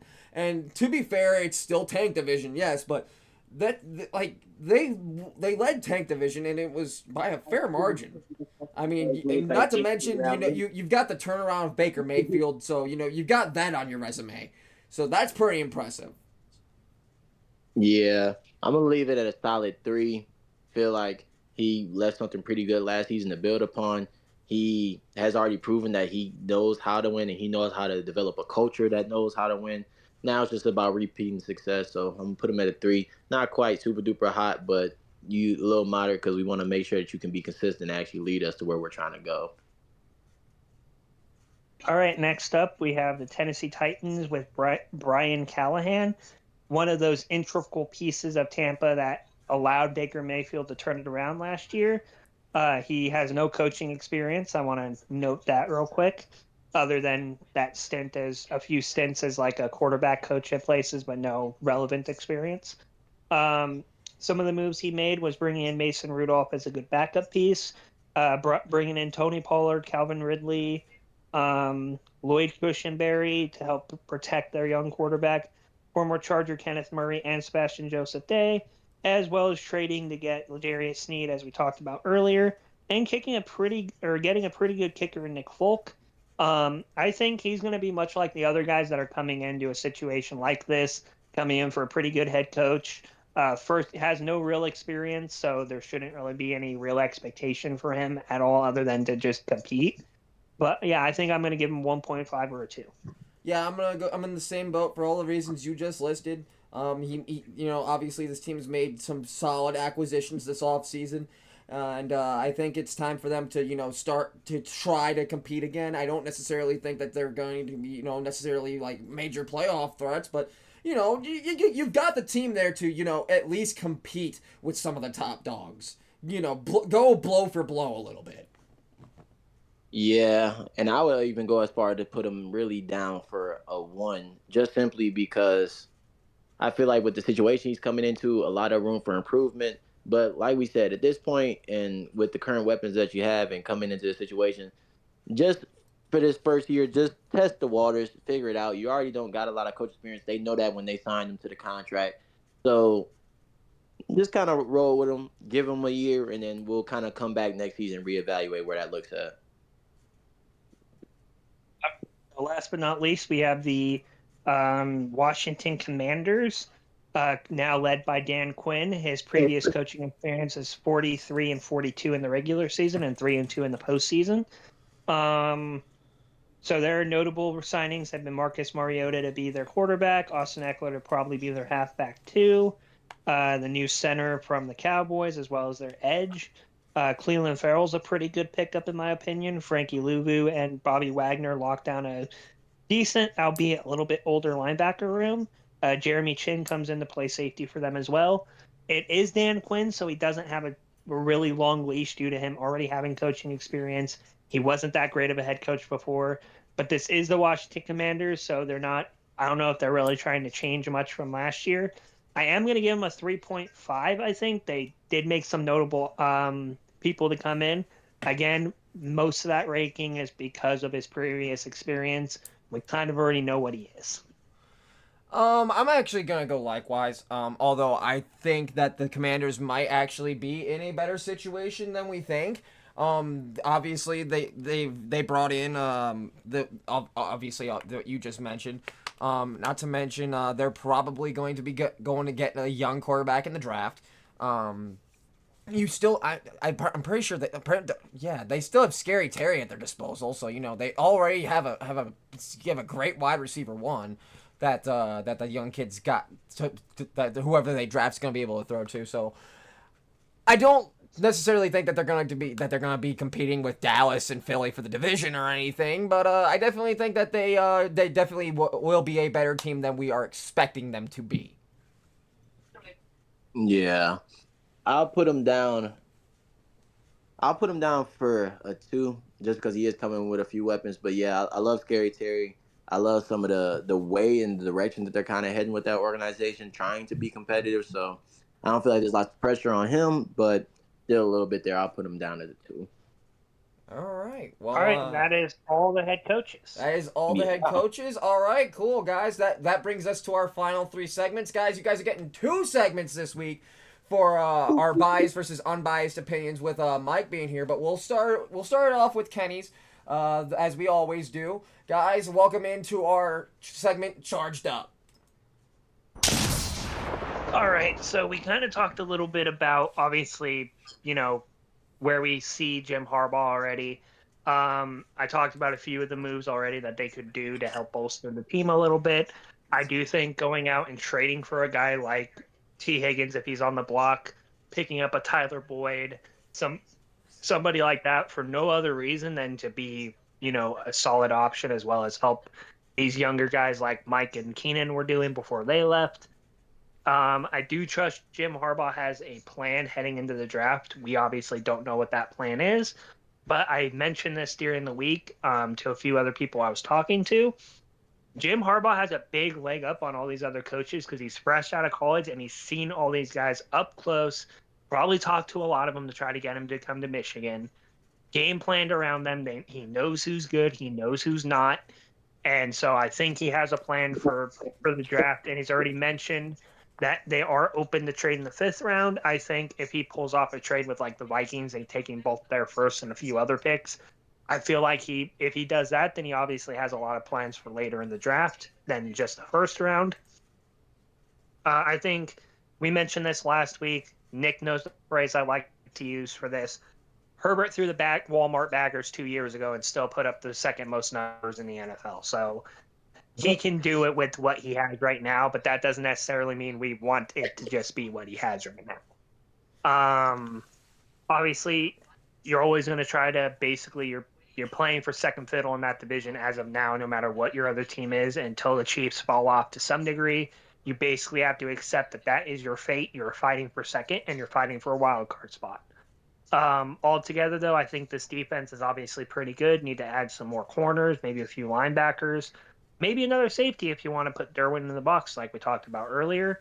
I think offensively, I think you got to draft some linemen, get some younger pieces in there, as well as some people to compete for the starting job. We got tight end locked down. I think drafting a second halfback and a wide receiver will also be pretty crucial for them moving forward. We have a whole new staff, including conditioning coach. That was one of the things we had problems with, was our players staying healthy, as all of us know. And a lot of that has to do with strength and conditioning. I feel like with that change, maybe we won't see as many injuries, and we might see this team at full force for, more time during the year than we usually do. Along with all that, I do believe that we have something cooking in SoFi. Obviously, we share that stadium with the Rams. I think we have the best defender in LA now, obviously, in Khalil Mack. And you can kind of say Derwin is also up there too. Joey Bosa. But I think that basically the Chargers just need to nail the draft, at least, a good chunk of it. If you trade back, nail it even harder. And I think Jim Harbaugh is going to give us a pretty good season this year. I don't think we compete for the division, but I do think we make the Chiefs sweat when we play them a little bit more now. And yeah, there's not much else to really say other than that on my podcast, or on this part of the podcast. That's my segment. We talked a lot about some of the stuff last week. I'll probably put more notes down for this, but obviously I used quite a bit of time with all the other notes I had to put down.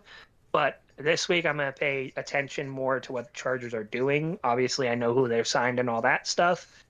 Going to make sure I educate myself in the non-football the non-football field related stuff, so that I have a little bit more to say on the off the field, since that's probably going to be the focus until the draft. But yeah, that's all I have to say, and thank you for watching the Charge Up portion of this podcast. All right, yeah. So there's your biased opinion on the Chargers. Obviously, me and Mike are gonna throw in a little bit of our unbiased opinions as bystanders from the outside. Personally, you mentioned that you don't know what the game plan is for Jim Harbaugh, and I think I may have nailed it down last week.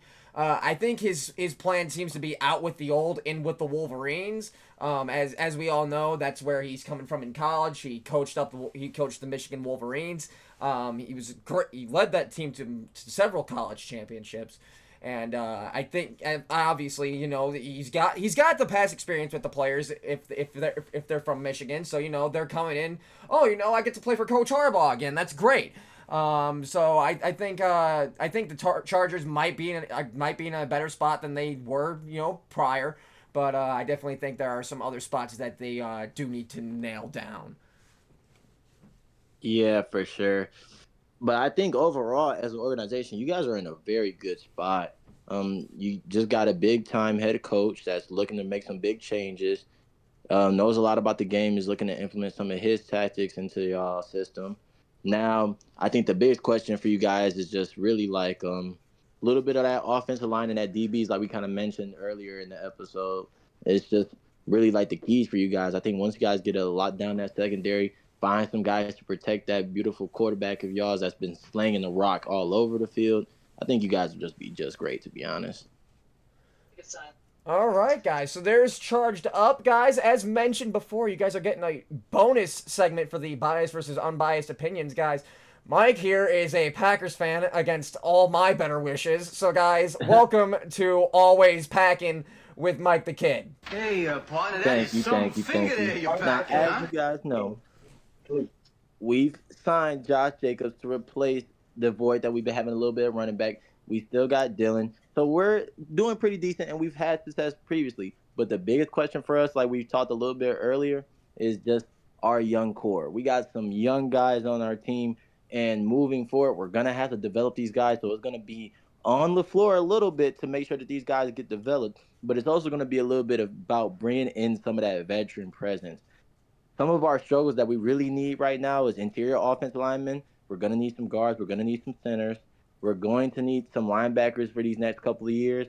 And after that, past anything, of course, is our secondary as well. I mentioned earlier in the show, if we can find somebody that can be pretty elite for us on the other side of the field to complement with Jair Alexander, or if they kind of want to take some notes from a few other teams, get a really sound safety as well, that can do some help for us as well. But at the end of the day, I love Jair Alexander, but we just can't keep having the guy bounce around and play every DB position on the field just because he's amazing. Eventually, someone's going to have to step up to the plate and help us defend. I think if we can get that with a combination of some linebackers, get some interior linemen, and then overall develop our guys, we'll be just fine. I do want to go on the record and say that even though I love my Packers, I don't see us winning a Super Bowl anytime soon. Now, if y'all want to bless me one number one, I ain't gonna be mad. But I don't really see us winning a Super Bowl anytime soon. Give it about 3-4 years of good development from Jordan Love, development from some of these receivers. Keep that everything in internal. Keep some of those big guys that we would get in the next couple of off seasons, and I don't see why not we can't be a force in the NFC. All right, Kenny, I'm actually going to let you go first because, as we all know, I'm kind of a little bit biased towards the Packers. A little bit. And a little bit, 26 years A little old. bit. Just a little bit. Okay, so what I view is it's just 26 years of misery. Nothing serious. Just your big brother mugging you twice a season, beating the shit out of you, throwing you off a cliff, and then pissing on you when he finds you. Yeah, nothing real bad. Nothing. Just normal brother shit. All right, Kenny, go on. So first off, I want to point out Jair Alexander. It's basically your guys' Derwin James, just at a different position. When Derwin James was there and there wasn't many other pieces on the defensive side in terms of secondary, he did have to play everywhere, and he still kind of does, but it's not a necessity now. I think the most crucial part of Green Bay developing is, again, bringing in some veteran presence in there, help teach the younger bucks how to do some stuff they don't know how to do. Obviously, the development of Jordan Love is definitely paramount in that. as obviously this season was pretty good, but who's to say the next season will be the same or the season after that? I think Jordan Love, much like we talked about with some of the people that might get drafted last week, he's stepping into technically two really big shoes still because he's stepping into Aaron Rodgers' shoes now, and obviously you're stepping into Brett Favre's shoes when you go into that organization. Even though this was a while after him, you still have that over your head too. It's also something I want to see is will Jordan Love actually be able to, for one, keep up how he's been doing so he is the full-time answer or potentially a longer-term answer? And if he's able to do that, does he lead them to a Super Bowl at some point?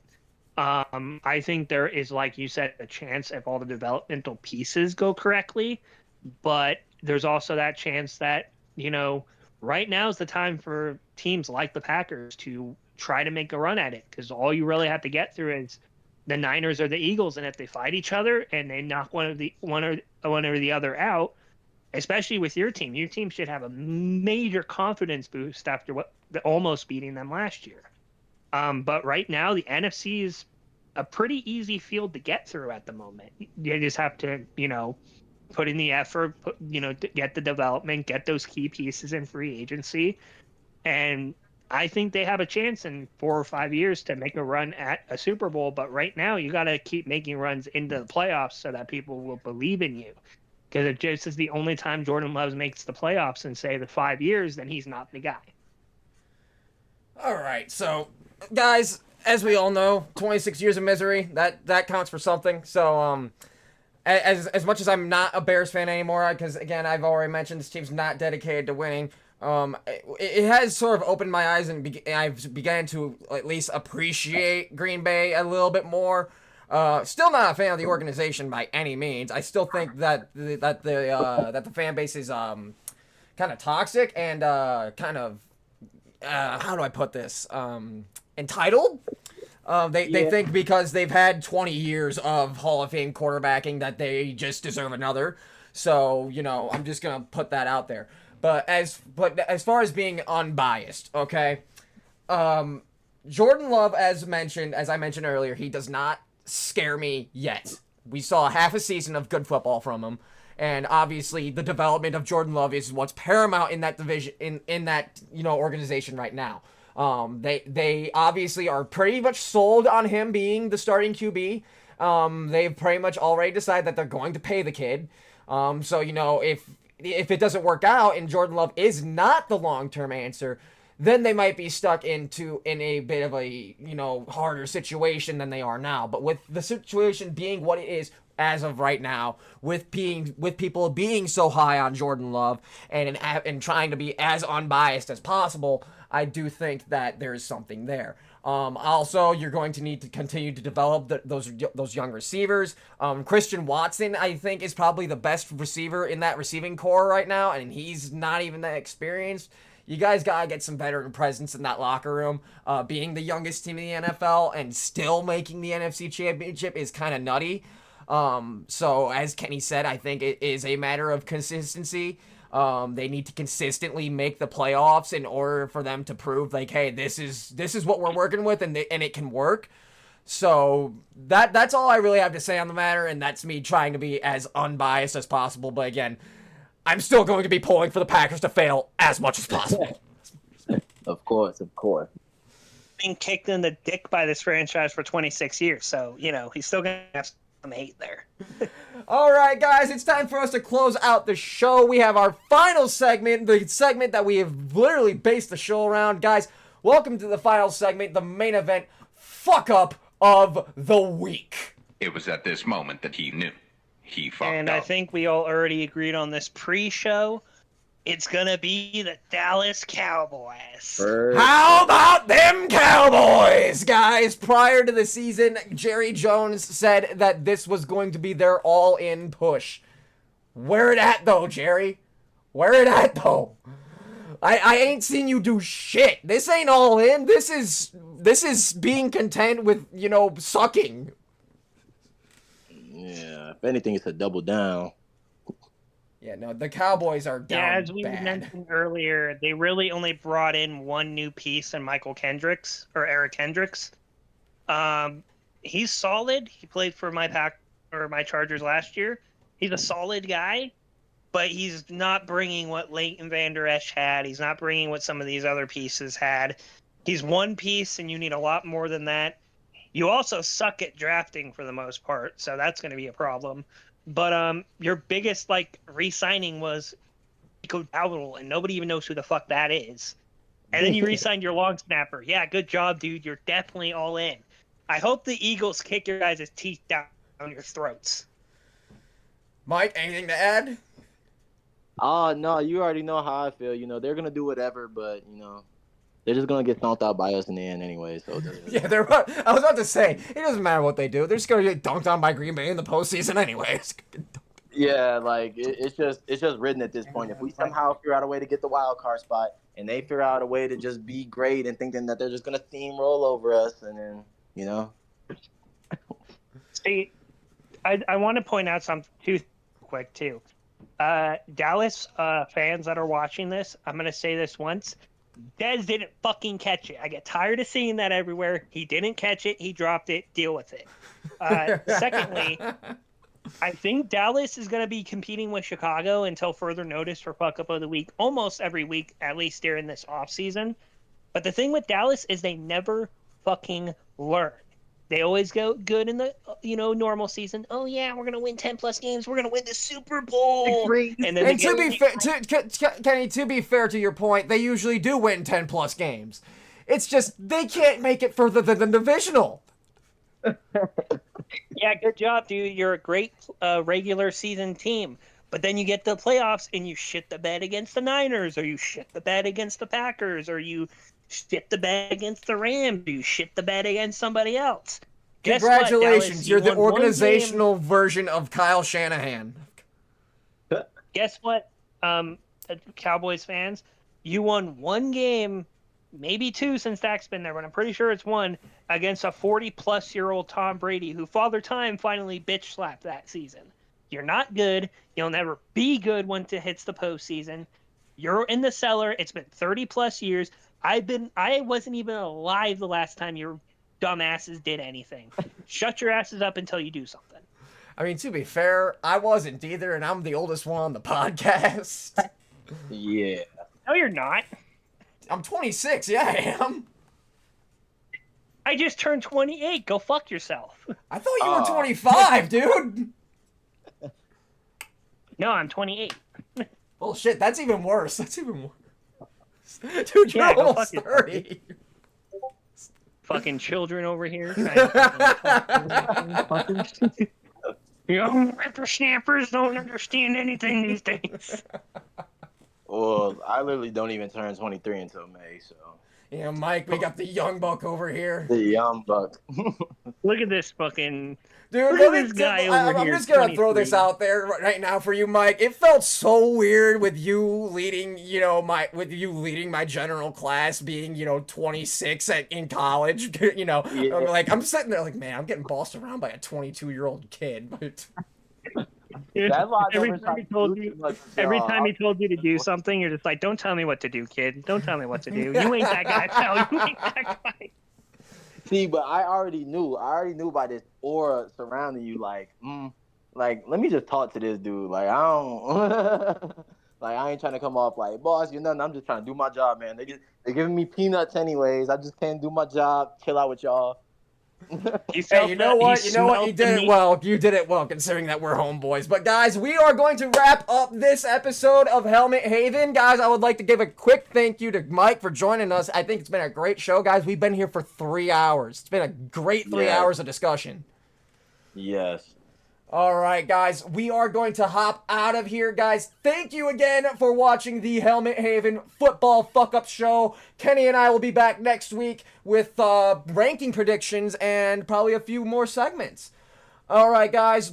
Also, if you guys have any ideas for segments, let me know. Let Kenny know. We're always looking for good ideas. Guys, we're going to get up out of here. We'll see you guys next week. Anything you guys want to say before we go? Man, all I got to say is thank you guys for having me. I really do appreciate it.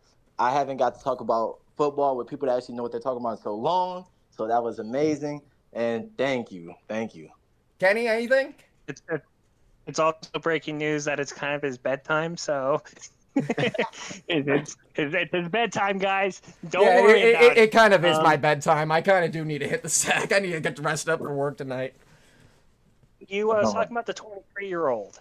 Anyway, yeah, thank you guys for showing up to the podcast. We enjoyed it much like we did last week. Much like he said, give us any segment ideas you might have. I've been thinking of some segment ideas. I just have to put some time into making sure Also, they make guys, sense. as far as segments go, Okay. I'm also just gonna throw this out there. We're trying to stay away from like an MVP type segment. Like everyone does those, they're overdone. And plus, I think we have something good going with the fuck up thing. Also, just to make sure this is clear, I never do MVP discussions because we already know they're going to go to a quarterback. Even though Christian McCaffrey deserved it last year, fight me. No, facts. All right, guys, we're gonna get up out of here. Thanks for watching, guys. We'll see you guys next week.